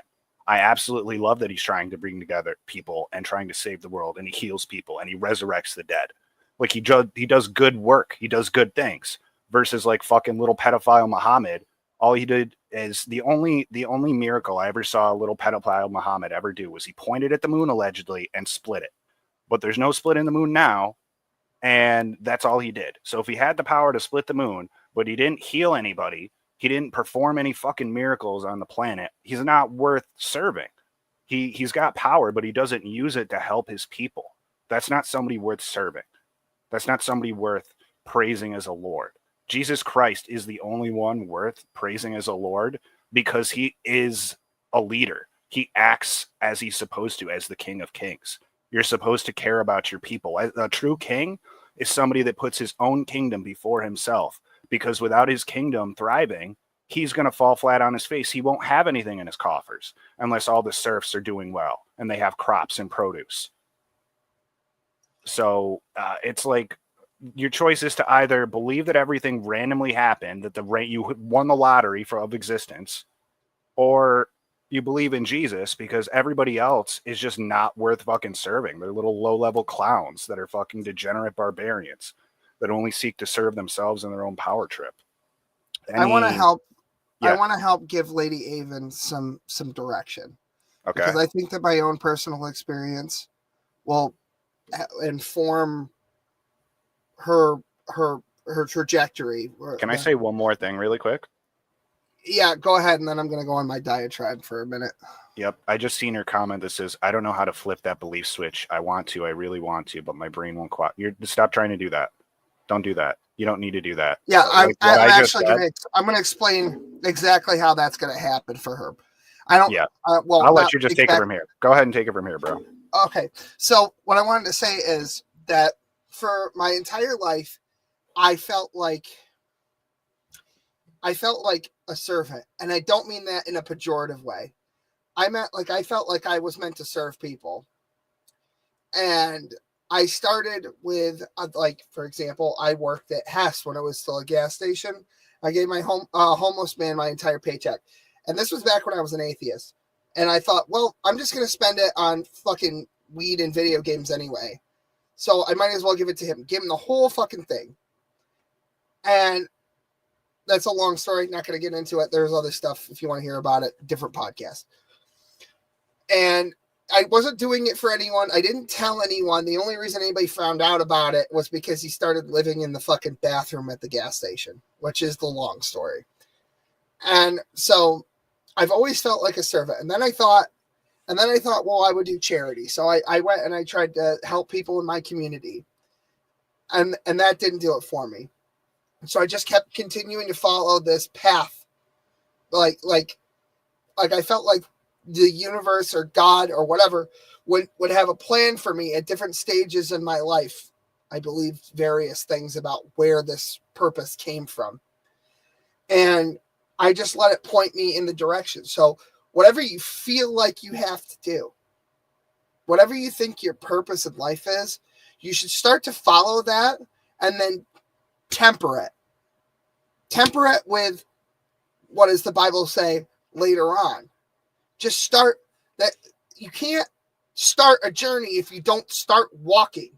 You're not going to do anything being stationary. You're not going to lose any weight by not working out. Your body is not going to cooperate with you just because you will it to.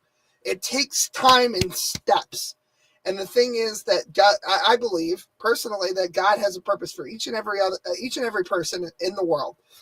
And their purpose, if you betray that purpose, then you will never find Jesus. You have to start walking in the direction that God has pointed you in, because I'm sure you feel like there's something you're supposed to do. And you just have to start walking in that direction, and the path will become slowly more clear to you. Because at first I thought it was to help people, and then that's why I got involved in the career that I'm in, helping severely mentally and physically disabled people.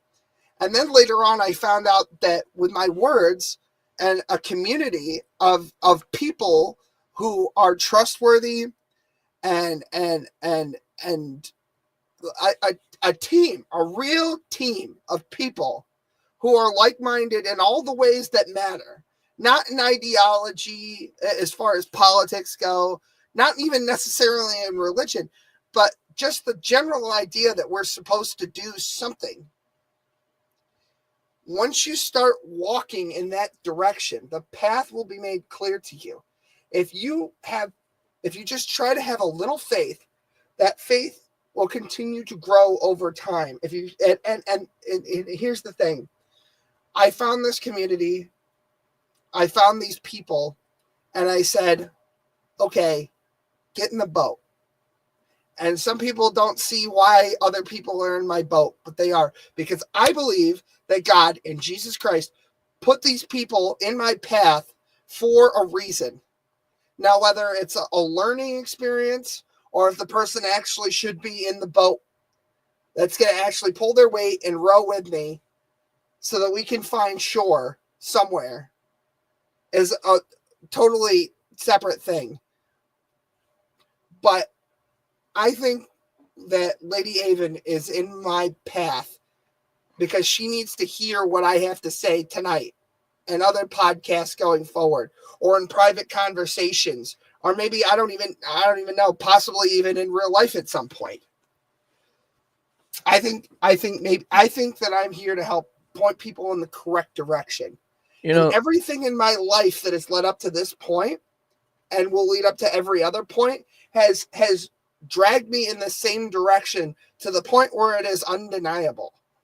You know, if I could, one thing that I'll say is, like, yeah, we talk a lot of shit about people. You know what I mean? Like, we're not innocent of that. Like, we go after dumb people all the time, but like most Speak of the for time, yourself, bro. That might have been the past, but I certainly am not identifying with that. I was going more forward. talking about like me and Will. Like, we clown on stupid people a lot, but like when it comes to talking, because maybe that's what we needed to do to get you in my path, and then get you in the fucking boat. Maybe that's just what you needed to hear. I have a feeling that the things I say to specific people are what they need to hear in that moment that'll point them in the right direction. That's what I think. Can I say something for you guys to think about and give me your thoughts on? Yeah, just one more thing, and it's very, very quick. Jesus Christ, over and over in the Bible, says, come and see. Well, you have to come before you see. That sounded really dirty. I'm going to come. You do. So just, Lady Avon, just start walking, and I'm here for you if you need me, just like I've always been. You and I don't agree on anything really politically else or religiously or anything like that, but we get along perfectly. And I think it's for a reason. And I think you know me at this point. So I will absolutely be here for you if you need anything at all, as I am with all of my friends, really, I think at this point. Okay, go ahead. All right, Sorry. so I'm gonna do a big gift for all of you and empower all of you right now. I'm gonna give you the $1 trillion wisdom right here. Okay, so pay attention, everybody, because you could all use it. To be completely honest with you, so I'm gonna say something, and I want you to relate it to the conversation you just had about you and people being in your path. Okay, the flap of a butterfly's wings here can cause a tsunami on the other side of the world. Now, I want you to relate that to the conversation we just had and what you were just talking about, and trying to tell me why I'm connecting those two and why I say it's empowering. What can you derive from that? It's a chain of causality. Everything affects everything else. Well, what I really am implying is that you directly impact the future, and you don't have to think on large scale. It's actually better for you to focus on the micro than it is to focus on the macro. So instead of looking at this big adventure of I need to find my belief don't do that. Just try to understand Jesus. Let me rephrase that. Just seek to understand Jesus. Don't try to do it. Like, if you actually are interested in it, then I would really take the time to understand his journey and try to like really put yourself in his shoes. Like, try to feel what he felt, because it's worse than anything that most humans have ever felt. Like, what he had to go through. There are people out there who plot career paths, right? And they think that before they have kids, they want to have this secure and that secure, and they want to have this, and they want to be published, and they want to make partner, and they want to have their doctorate and whatever. They want to have all these things before they have kids, but that's not actually how parenthood works. You have the kids, and along the way, you build the stuff. That's not how, and that's what a lot what it's like with faith in Jesus Christ and the whole shebang. And you're gonna find it. You're gonna find it on your way. You're gonna find it halfway through the journey, or 3/4 of the way, or even 99.99999 repeating fucking percent of the way through your journey. You might find it on your fucking deathbed, but if you're looking for it, you'll find it. Seek and find. That's the way it is. You know, and like I saw something from Ebola. I think that's their name. Sometimes it hurts, but that's how it has to work. Pain and truth are better than lies and false comfort. And I do agree with that, because like, when I was talking about like recovery and addiction things, like sometimes you need to tell someone, like, if you're, not just with Christ, but like example, I came to Will when I got off meth. He was the first person I fucking told. I was like, dude, listen, I've been fucking up. I've been doing meth and I want to get clean. And he goes, what the fuck were you thinking? That was like the first fucking thing he said was, why the fuck would you do meth? And, he didn't bullshit me. He's like, oh no, it's fine. You're going to be okay. And I don't think if I would have heard that, I don't think if I would have, actually talked to Will, I don't think I would have got sober. And it's not because like, oh, Will's this great and powerful person, but no, like anytime I'm going through something, or, vice versa, Will comes to me about something, the first thing that he and I do is we sit down, we get this shit out of the way, and then we talk about what we can do to fix things, and I think the biggest thing that a lot of people don't want to hear is straight up like, this is what this is what you need to do, this is how you're going to fix it. And, when you bullshit people or when you sugarcoat the reality of things that you're in, you're not going to get out of it. And one of the things that, like, as a newer Christian again, that I've been, kind of looking at is like, God puts things in our path that he knows we can handle. And it may not be the most comforting thing. That sometimes life's going to fucking suck. Like, he's going to test you on things, like I think in the last few years, that's kind of what I've been going through, is just trials and to put me back in faith, because, what was it, a year, Will? Like a year you've been working on me for like nonstop about this, I want to say. And I believe that you could do it. I mean, that's kind of how the cult thing went too. There were a lot of people that didn't think that you were going anywhere, and that's not a fault of anybody else. It's just people saw what they saw, and they didn't see the whole person. But I want to make a point of this too, because there are quite a few people in here that I have asked absolutely nothing of and given everything I have to. Time, money, patience, everything. Every fucking thing. Years of my life I have spent talking to these people, doing things, every goddamn thing. Everything. Hey, thank you, man. You've done a lot for me, Will, so I really wanted to thank you, man. You just really made me think about that. I really appreciate you. I appreciate it, but that's not why I said that. What I'm saying is, if more people acted like that, then you would probably have more people come. Maybe I'm the tool that some people need to hear, and maybe there are other people who talk differently that need to hear it a different way. They need to have scripture quoted at them. But I find that a lot of these people, especially on these YouTube channels, that will basically preach to the converted. And I am not after the 99. I'm after the one. I'm after the one that strayed. I'm not interested in. If you're in the faith and you're actively seeking, that's great. You don't need my fucking help. You don't. And Right. I don't want you to, you would be wasting everyone's time. Well, I wouldn't say and it's a my waste, time and but your time. like, No, but it's not a waste. But what I'm saying is, I'm not the one for you, if that's what we're doing. I'm you know, looking another for thing. people genuinely want to believe who were abandoned by modern Christianity to stupid bullshit. Stupid minutia bullshit made salvific because somebody wanted to have a bigger dick than somebody else. Like this young earth creationist horse shit. Right? Yeah. Where it's like, oh, the earth is 6,000 years old, and if you don't believe that exactly, then you don't believe the Bible, and you don't believe in God, and you're not saved, and you go to hell if you don't believe that the flood literally happened, and that Noah's Ark and Garbage Island and the koalas floated on fucking bamboo fucking surfboards. That's bullshit. That's nonsense. You know, and the same thing for the people who say, oh, the earth rested on four pillars, must be fucking flat. Well, I hate to tell you this, but that's not how the sunrise works. you know, if you want to know, Hold on. And then they make it a salvific issue. And what I mean by that, for everybody who doesn't understand, is they make it seem like you can't be saved by Jesus Christ if you don't believe that the earth is flat and 6,000 years old. That's fucking nonsense. That's Exactly. Jesus Christ did not come to earth to give a fucking geography or a biology lesson. That's not what Christianity is about. And if you think that's what it's about, open your fucking Bible. And You know, you and might another- as well just skip Genesis, because apparently all that shit went over your head anyway. and another thing is, like, if you're on the fence, you know, about believing or not, and you might be thinking, well, God doesn't want me because of this thing or this thing or this thing. That's not true.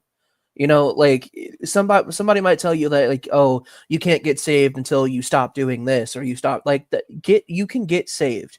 The thing is, when you become saved, you become Christ. You're trying to become Christ-like, and that doesn't happen overnight. I promise you that doesn't. I don't give a shit what anybody wants to tell you. I don't care if the Pastor Pete down the fucking street wants to tell you that if you have to be perfect the minute Little you get Peter. saved. That's bullshit. You know, Oh, like, yeah, Peter. you know, one I of the almost things forgot that about Peter. one of the things that I've been working on is for myself is judging other people. You know, like I'm not perfect. I can't make a call that someone else isn't Christian because they act a certain way or they believe in this. But like if someone's not acting like a Christian, you can tell. Like, you know, Well, first you have to people- know what the fuck a Christian is, I will say. in my definition of Christianity, a Christian is someone who believes that Jesus died for your sins, rose 3 days later, and you accept him into your heart. When you do that, you're a Christian. Like, you can dress fancy, you could dedicate hours upon hours of working with orphanages, charities, and all this other shit. That doesn't mean you're a Christian. That doesn't mean that you're getting into heaven. I have you another just- thing. I have another thing that I'm thinking of that I really have to get out, or I'll forget it, and it's very important. Go for it. There's a lot of people who won't observe Christianity again, give it a second look, because they're afraid that they'll be called a flip-flopper. And I know, because I've been a lot of things on the internet, and I know people are probably saying it now. Fake this, fake that, fake everything, right? I don't give a shit about that, and I don't think you should give a shit about it either. If you're serious, this is not other people's fucking walk. This is your walk. Just go do it. Fuck them. Fuck all of them. Yeah. And by the put way, one foot in there's a front of group the of other. people here that will absolutely have your back every single fucking day, because that's what we've cultivated over here. We will absolutely have your back. You fuck up, you backslide, you have doubts. We're fucking here. There are people. And even if you didn't have that, fuck us too.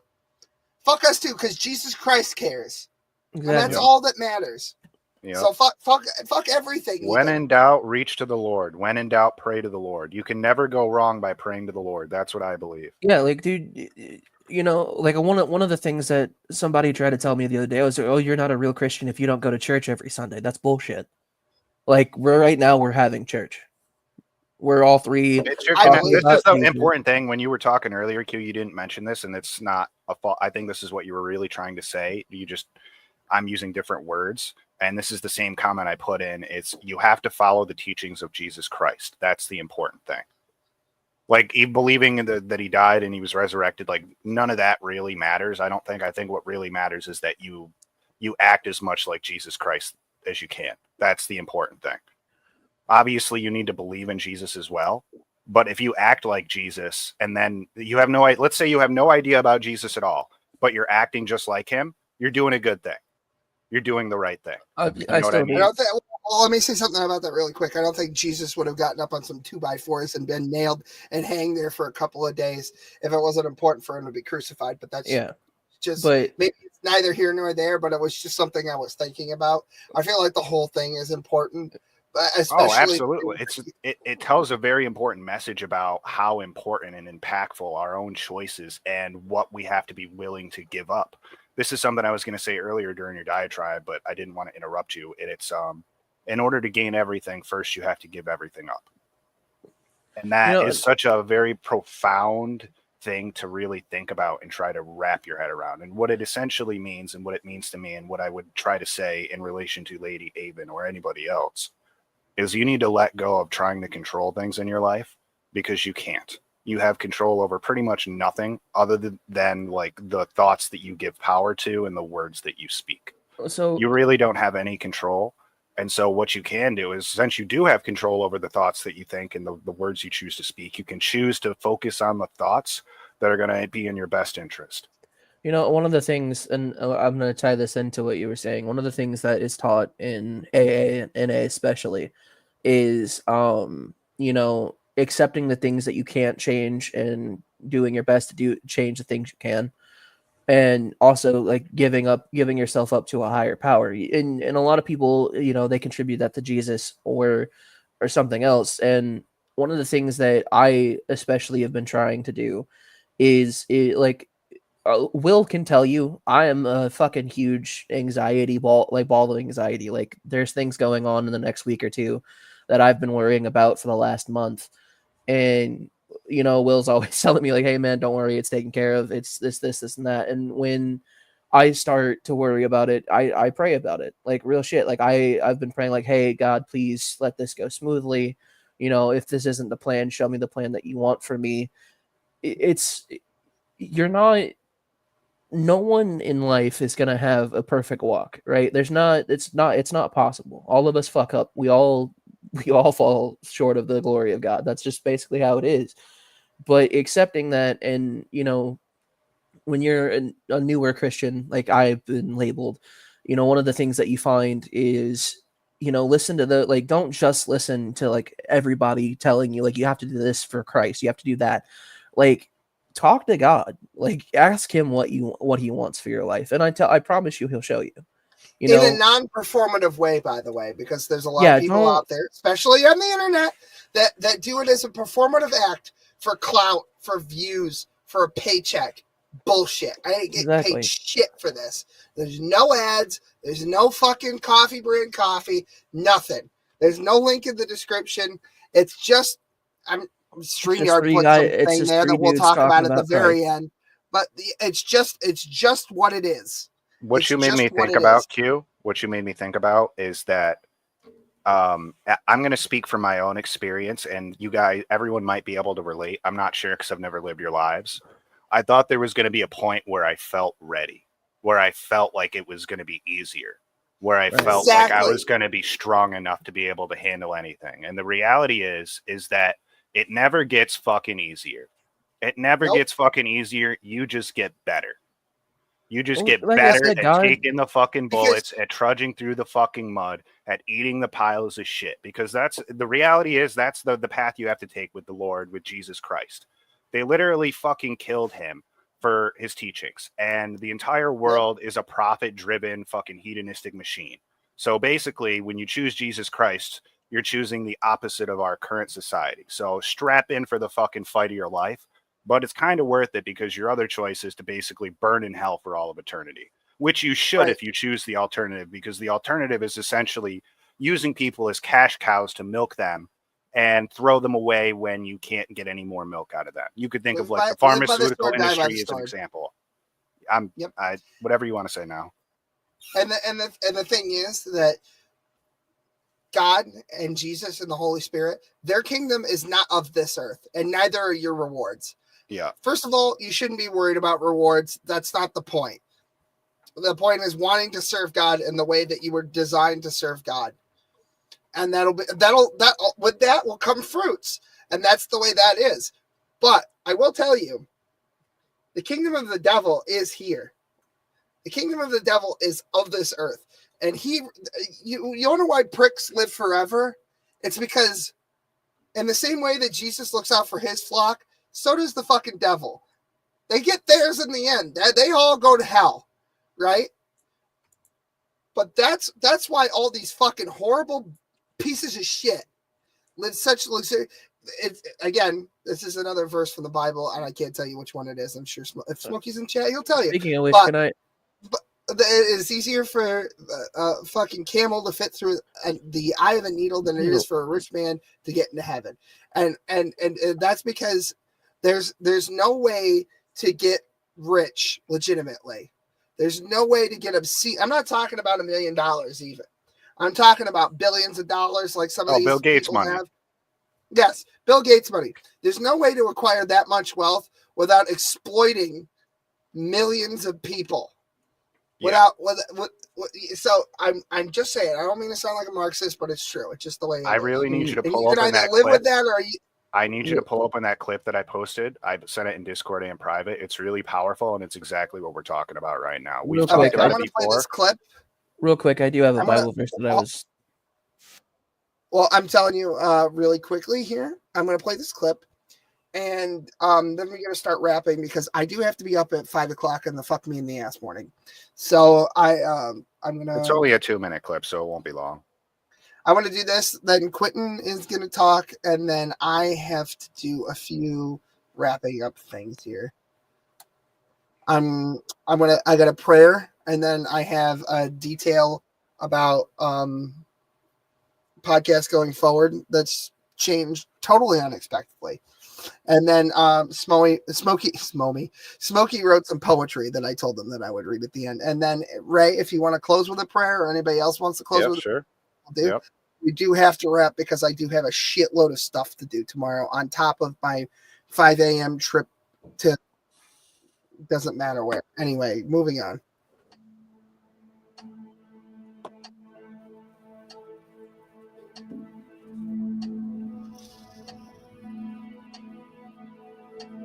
I don't even know what I'm doing here. I mean, it's not like you even know who I am.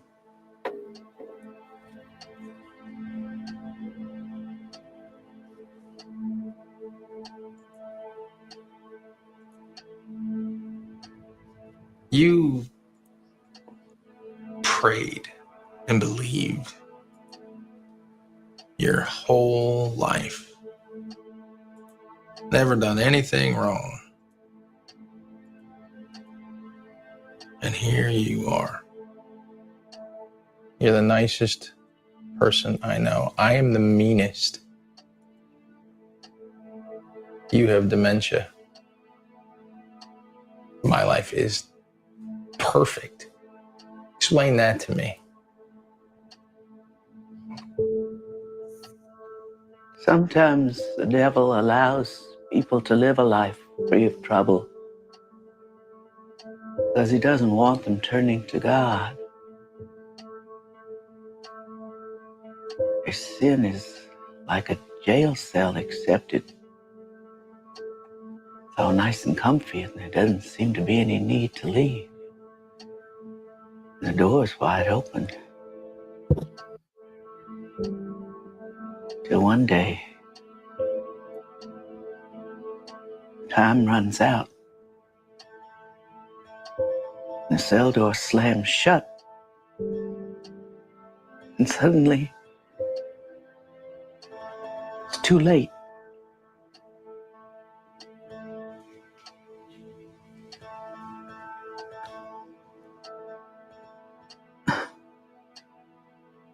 Who did you say you were?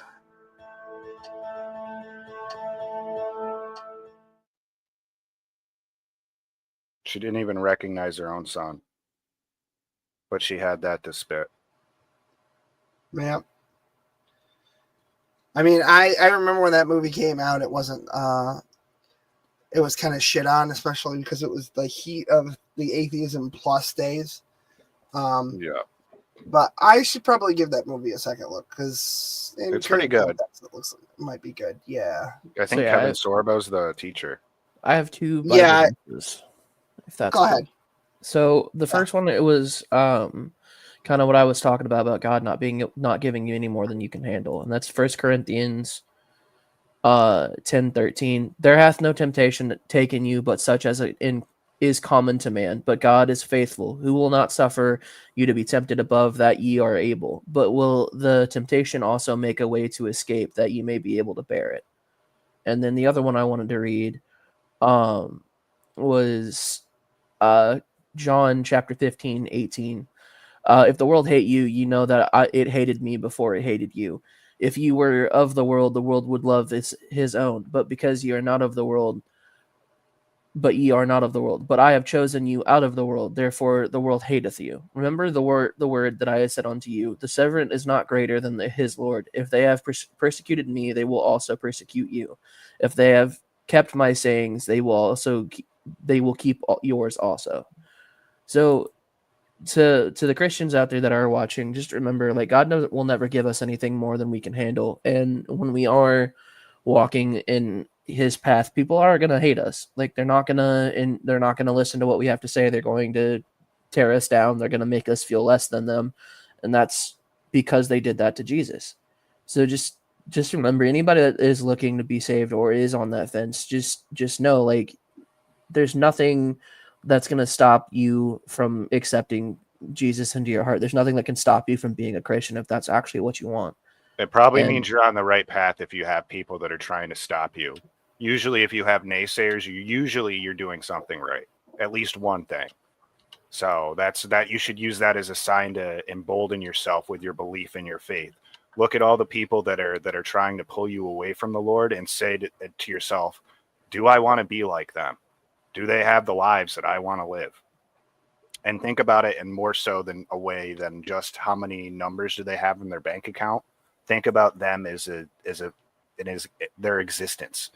What kind of substance are they spreading in their community, in their environment? Do you want to be like that? And if the answer is no, then I would not worry about a single fucking word they say. If they say something useful, use it. If they got a recipe for you to learn, or they have a book that you like, take advantage of that for sure. But don't look to them for like sources of wisdom about the fucking nature of the universe and the realm of God, because clearly they don't know. Just remember, Jesus loves you no matter who you are, and that's the most important thing. Yeah. Okay. I just wanted to say a few things because there are apparently some skeptics or non-believers that are reaching out to Christ tonight here in front of God and everybody. And I just wanted to say that if you're looking for Christ, just come and see. Just there's one simple thing that you can do. You can do it in chat. You can do it to yourself. You can record a video. You can do whatever you want. But I want you to say, unironically, Christ is Lord. And not as a performative act, but because you really want to believe that. And you start there and you start walking. You identify what you think to be your purpose in life is. And then you start walking in that direction and you keep Christ in your heart. And you really just focus on that one mission. I think that you'll find it. And like I said, I'm available to anyone. I'm probably one of the most available people on the whole damn planet to more people than you could possibly imagine. And if Will can't answer at the moment, hit me up. And if I can't answer, we'll get back to you. I would say, honestly, just a really great piece of advice, unironically, would be to actually just have a walk with yourself, have some quiet, alone solitude time, and do your best to communicate with the Lord. That would be, I was going to say the best thing you could do is to sit in silence, but honestly, walking and getting out of your comfort zone and your environment to inspire new thoughts would probably be a great thing for you. To get outside, to get moving. You don't have to do very much. If you don't have legs, roll a wheelchair. It doesn't really matter. Just, have a little bit of motion and try to, let me rephrase that. Have a little motion. Meditation's great too. but you don't have to be sitting still to meditate. You can meditate while you're in motion. That's basically what I'm talking about when I'm talking about this walk, is basically have active meditation where you're outside in nature if possible. That would be best. Somewhere where you can find peace or comfort and really speak to the Lord. Ask him questions. Ask him to show you something. Ask him to make himself known in your life. Really make a connection with him and see what happens. I think that if you want to give Christ or Christianity or God or whatever another shot, I think that fuck the optics, do it anyway. When everything in your life says not to do that, I have a feeling that doing the opposite is probably the right thing to do. If you're already questioning coming back to Christianity or not, that's God working on you, in my opinion. I honestly believe that. I think that if someone who has left the faith is looking to come back, I think that is God pulling them back. Like, I think so. I give Will credit for helping me find this path again, but if God didn't want me on it, he wouldn't have put me here. Like, in all honesty, like I think that there's a lot of things that have happened, and some people might say, oh, Quentin only got saved because his brother didn't go to jail. But no, that's not the only reason. There's plenty of reasons, and I could stand here all fucking night and tell you every single fucking one of them. I mean, they don't even really doesn't matter. Though, Lady Haven. Lady Haven, you're still welcome either way. You can talk to me if you don't want to talk to Quentin, or if you want to talk to him, or Ray, or Boki, or Shep, or even Smokey. Although I don't think you specifically want to, but you could talk. You could talk to any of us. Any questions you have, any guidance you need. There's plenty of people. I know that I'm here for whoever the fuck, because that's what I feel like God's purpose for me is. I'm here for everyone and anyone, and yes, even albinos. So I that's what I wanted to say about that. And then once you say your thing, Ray, I kind of have to do some wrapping up stuff. Okay. Basically, what it all boils down to, it's Lady Haven basically was making a call out for Christ. Psychologically, whether you know that or not, Lady Haven, that's what you were doing by even mentioning it, that you had any kind of thoughts about it. You're making a call out for him. So you're already doing the right thing. And you just have to be willing to listen to him. And I'll say this about your last comment. So what you said, so I feel that has a lot to do with my doubts and struggles. The main issue that most people have with just about everything is they get in their own fucking way. You think that your brain is good at thinking things and coming up with answers, and it's really just not that good as a human, not you specifically, just as a human being. Your thoughts generally, problems come from thoughts. Thoughts lead to problems. So the less you think, the less you try to think, the less you put your effort into thinking, and the more you allow the thoughts to flow into you, the better off you're going to be. So meditation would probably be the single best thing that you could invest your time in. And let me just give a quick little lesson on what meditation is, because I'm going to wager none of you actually know. It's not about emptying your mind and getting rid of all your thoughts. It's about being present in the moment, understanding and accepting that your thoughts are happening like cars traveling down a highway. Observe them and let them go. Don't chase them like a dog. Observe the thoughts and let them go. And eventually you'll notice that the cars peter out and that the highway is empty. And then you can get a clear thought process going where you can open up the avenue directly to the Lord if you are so choosing to do that. All right. And we got to wrap. So I'm going to do a couple of things here. First of all, this is just a housekeeping measure. Apparently StreamYard is going to pay me $25 for every successful referral. So they will pay me. And I think that's only because my credit card is linked, because that's how I pay for StreamYard. It's $44 a month. But they're going to give $10 off if you use the referral link, and they're going to give me $25. I have no idea how they're making money. So because they're paying me, there it is. Now that we're at the end, I guess. Yeah, now we shall. Now we shall. We shall shill. Now we go to the Jew blood. Yeah, I know. It's taking over. I can feel it. My horns are growing back. Oh, God, the horns. Oh, my forehead. Anyway, Smokey had some poetry. I just want to say something real quick. Lady Haven, we all love you. And if you need to talk to anybody, we're all here.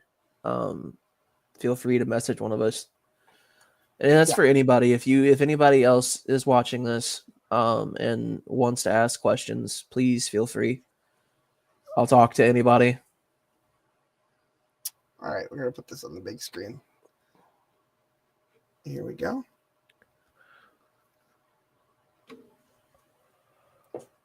There was a very slow man.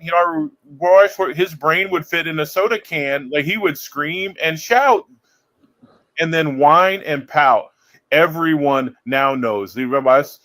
His life is a mess. His sister lives with him and helps him dress. Stauffer's lasagna and Jeopardy at 8. He'll mute his mic on stream to masturbate. Dude is my friend. Smokey no more. I'm off to settle an imaginary score. 1 drink for you, 3 drinks for me. Drink nonstop. Grace is free. Free grace is true. It just has to be. Otherwise, I'm going to hell for eternity. There you go. That's Smokey's Wow. poetry as performed by Tommy Bot. So there he is. Wow. Thank you, Smokey, for that beautiful poem. And That I was thought I was something. autistic. It really was. It really was some kind of. My it brain really just shut off for like Smokey. 3 minutes. What happened? Where am I? I Where are the children trying to touch my leg hair? Not my chair, not my problem. That's what I say. That's what I always say too. Whoops, there it goes. Yep. My brain stopped. Yeah. I won't name them, but to the person that poem was making fun of, we're praying for you. So I have when I get off of here, I can't stick around in the back. Just want to let you guys know I have to go do a personal prayer for somebody. I just want to say, generally speaking, to everyone, there are tons of people out there that'll never see this podcast, but I do want them to know that I am genuinely praying for them. I'm praying for everyone. I'm praying for the entire species, to be honest, because it seems like the more complex things, the more of a shit show it becomes. Probably more saved people 100 years ago than there are now, to be honest with you. And that is an absolute fucking catastrophe in my book. And I think that the internet should have been used as a tool to connect people, and all it's done is drive people apart. I think people get caught up in minutia, but I want to say to everyone who's listening that actually will hear this, that I understand your suffering. I've been through some of the same things that people I've been through in the first 16 or 19 years of my life. I went through more shit than most adults go through in their entire life in a very short period of time. And I'm not going to get into details, but there's videos on my channel. If you want to know, it's a video called Will Kincaid Eats Crow and Tells All, where I get into some of the specifics because it's like a 3-hour video of every goddamn thing up until that point about 5 or 6 years ago. And that's where it all is. But I'm telling you, I've been through it. I know where you're at. I understand. I get it. And I want you to know that I'm praying for every last one of you. And I will do tonight.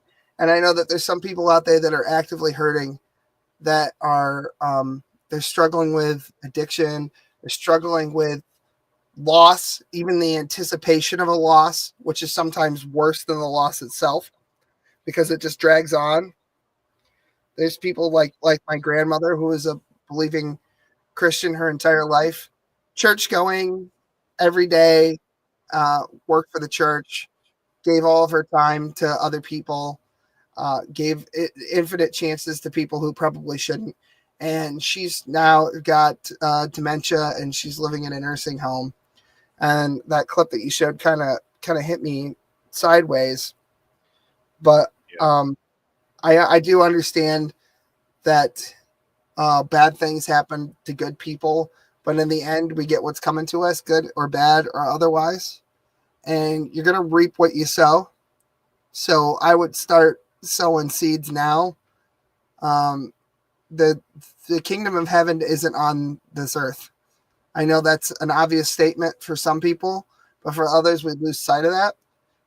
And it's not about the rewards. It's about doing the right thing. And the right thing the right thing will always come from God. There is a correct direction. There is a correct thing that you should be doing. You just have to seek and find. You just have to ask, and just come and see. And there it is. You shall receive. I'm gonna come. Not gonna. It's not necessarily gonna be. You're gonna make me play the clip. My autism. I can't control it. My hand. I'm gonna come. Anyway, Oh, yeah. That's my present. Injecting a little levity into it, but I'm praying for all of you, and I'm sorry for everything you're going through. I'm sorry for your loss. I'm sorry for your struggle.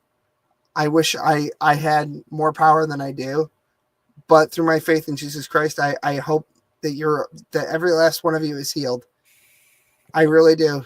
And just remember, you're not alone. Amen. You have this whole entire community to help you. So please. Well, you got God on your side. If God be for you, who be against you? You don't even need to worry about all the other people. It's nice and all to be able to reach out, but honestly, you don't even need that. The Lord is that fucking powerful. Just reach out to the Lord. Always. Yeah, reach to the Lord. The reason I'm letting people know is because I feel because I believe I have faith that this is what I was supposed to do the whole time. So I'm just letting people know that I'm a resource. I'm not the resource. I'm a resource, and if I help you get on the right direction, if for some reason it's not getting through to you, I can help clarify. And I it's like people say about me. Will always knows a guy, so I can get you where you need to be. We love all of you. Does anybody have a closing prayer? I think that was pretty sufficient. I mean, I can just say a couple of sentences if you'd like me to. Actually, you know what, Or Ray, I Kayla, like you wanna your do it? prayers. No, I was gonna say, Will, why don't you close us out with prayer tonight? Yeah. I kind of just did. He said amen because it was a prayer. Because I am praying for everybody. But I just want everybody to know that the road is off and not straight. And then I pray that Jesus Christ shows us the way. I show that he shows us the path and that he is the way, the truth, and the life. And that everybody comes to him eventually in their own way, according to God's divine plan. And I pray that Jesus Christ heals the suffering of the world. And that we all seek truth through him and in him. And I pray that tonight be the night, if you haven't already, that you find Jesus Christ in your life, that you start the long journey to Jesus's divinity and his salvific nature and his divine healing. And amen. Amen. Anyway, You guys have a great rest of your week, and we'll see you next Wednesday. Yep, next Wednesday, and we don't have a topic planned out, but I'm hoping that we have something a little earlier than last minute posted. We had that figured out, but I'll have something together for us. If not, I Okay. have something. So, all right, everybody, have a good night. I just want to point out that this was one of the more PG-13 episodes, and the lady didn't stick around for it. Dicks out for Harambe.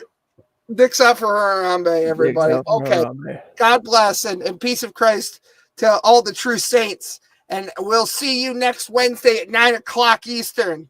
Have a good night.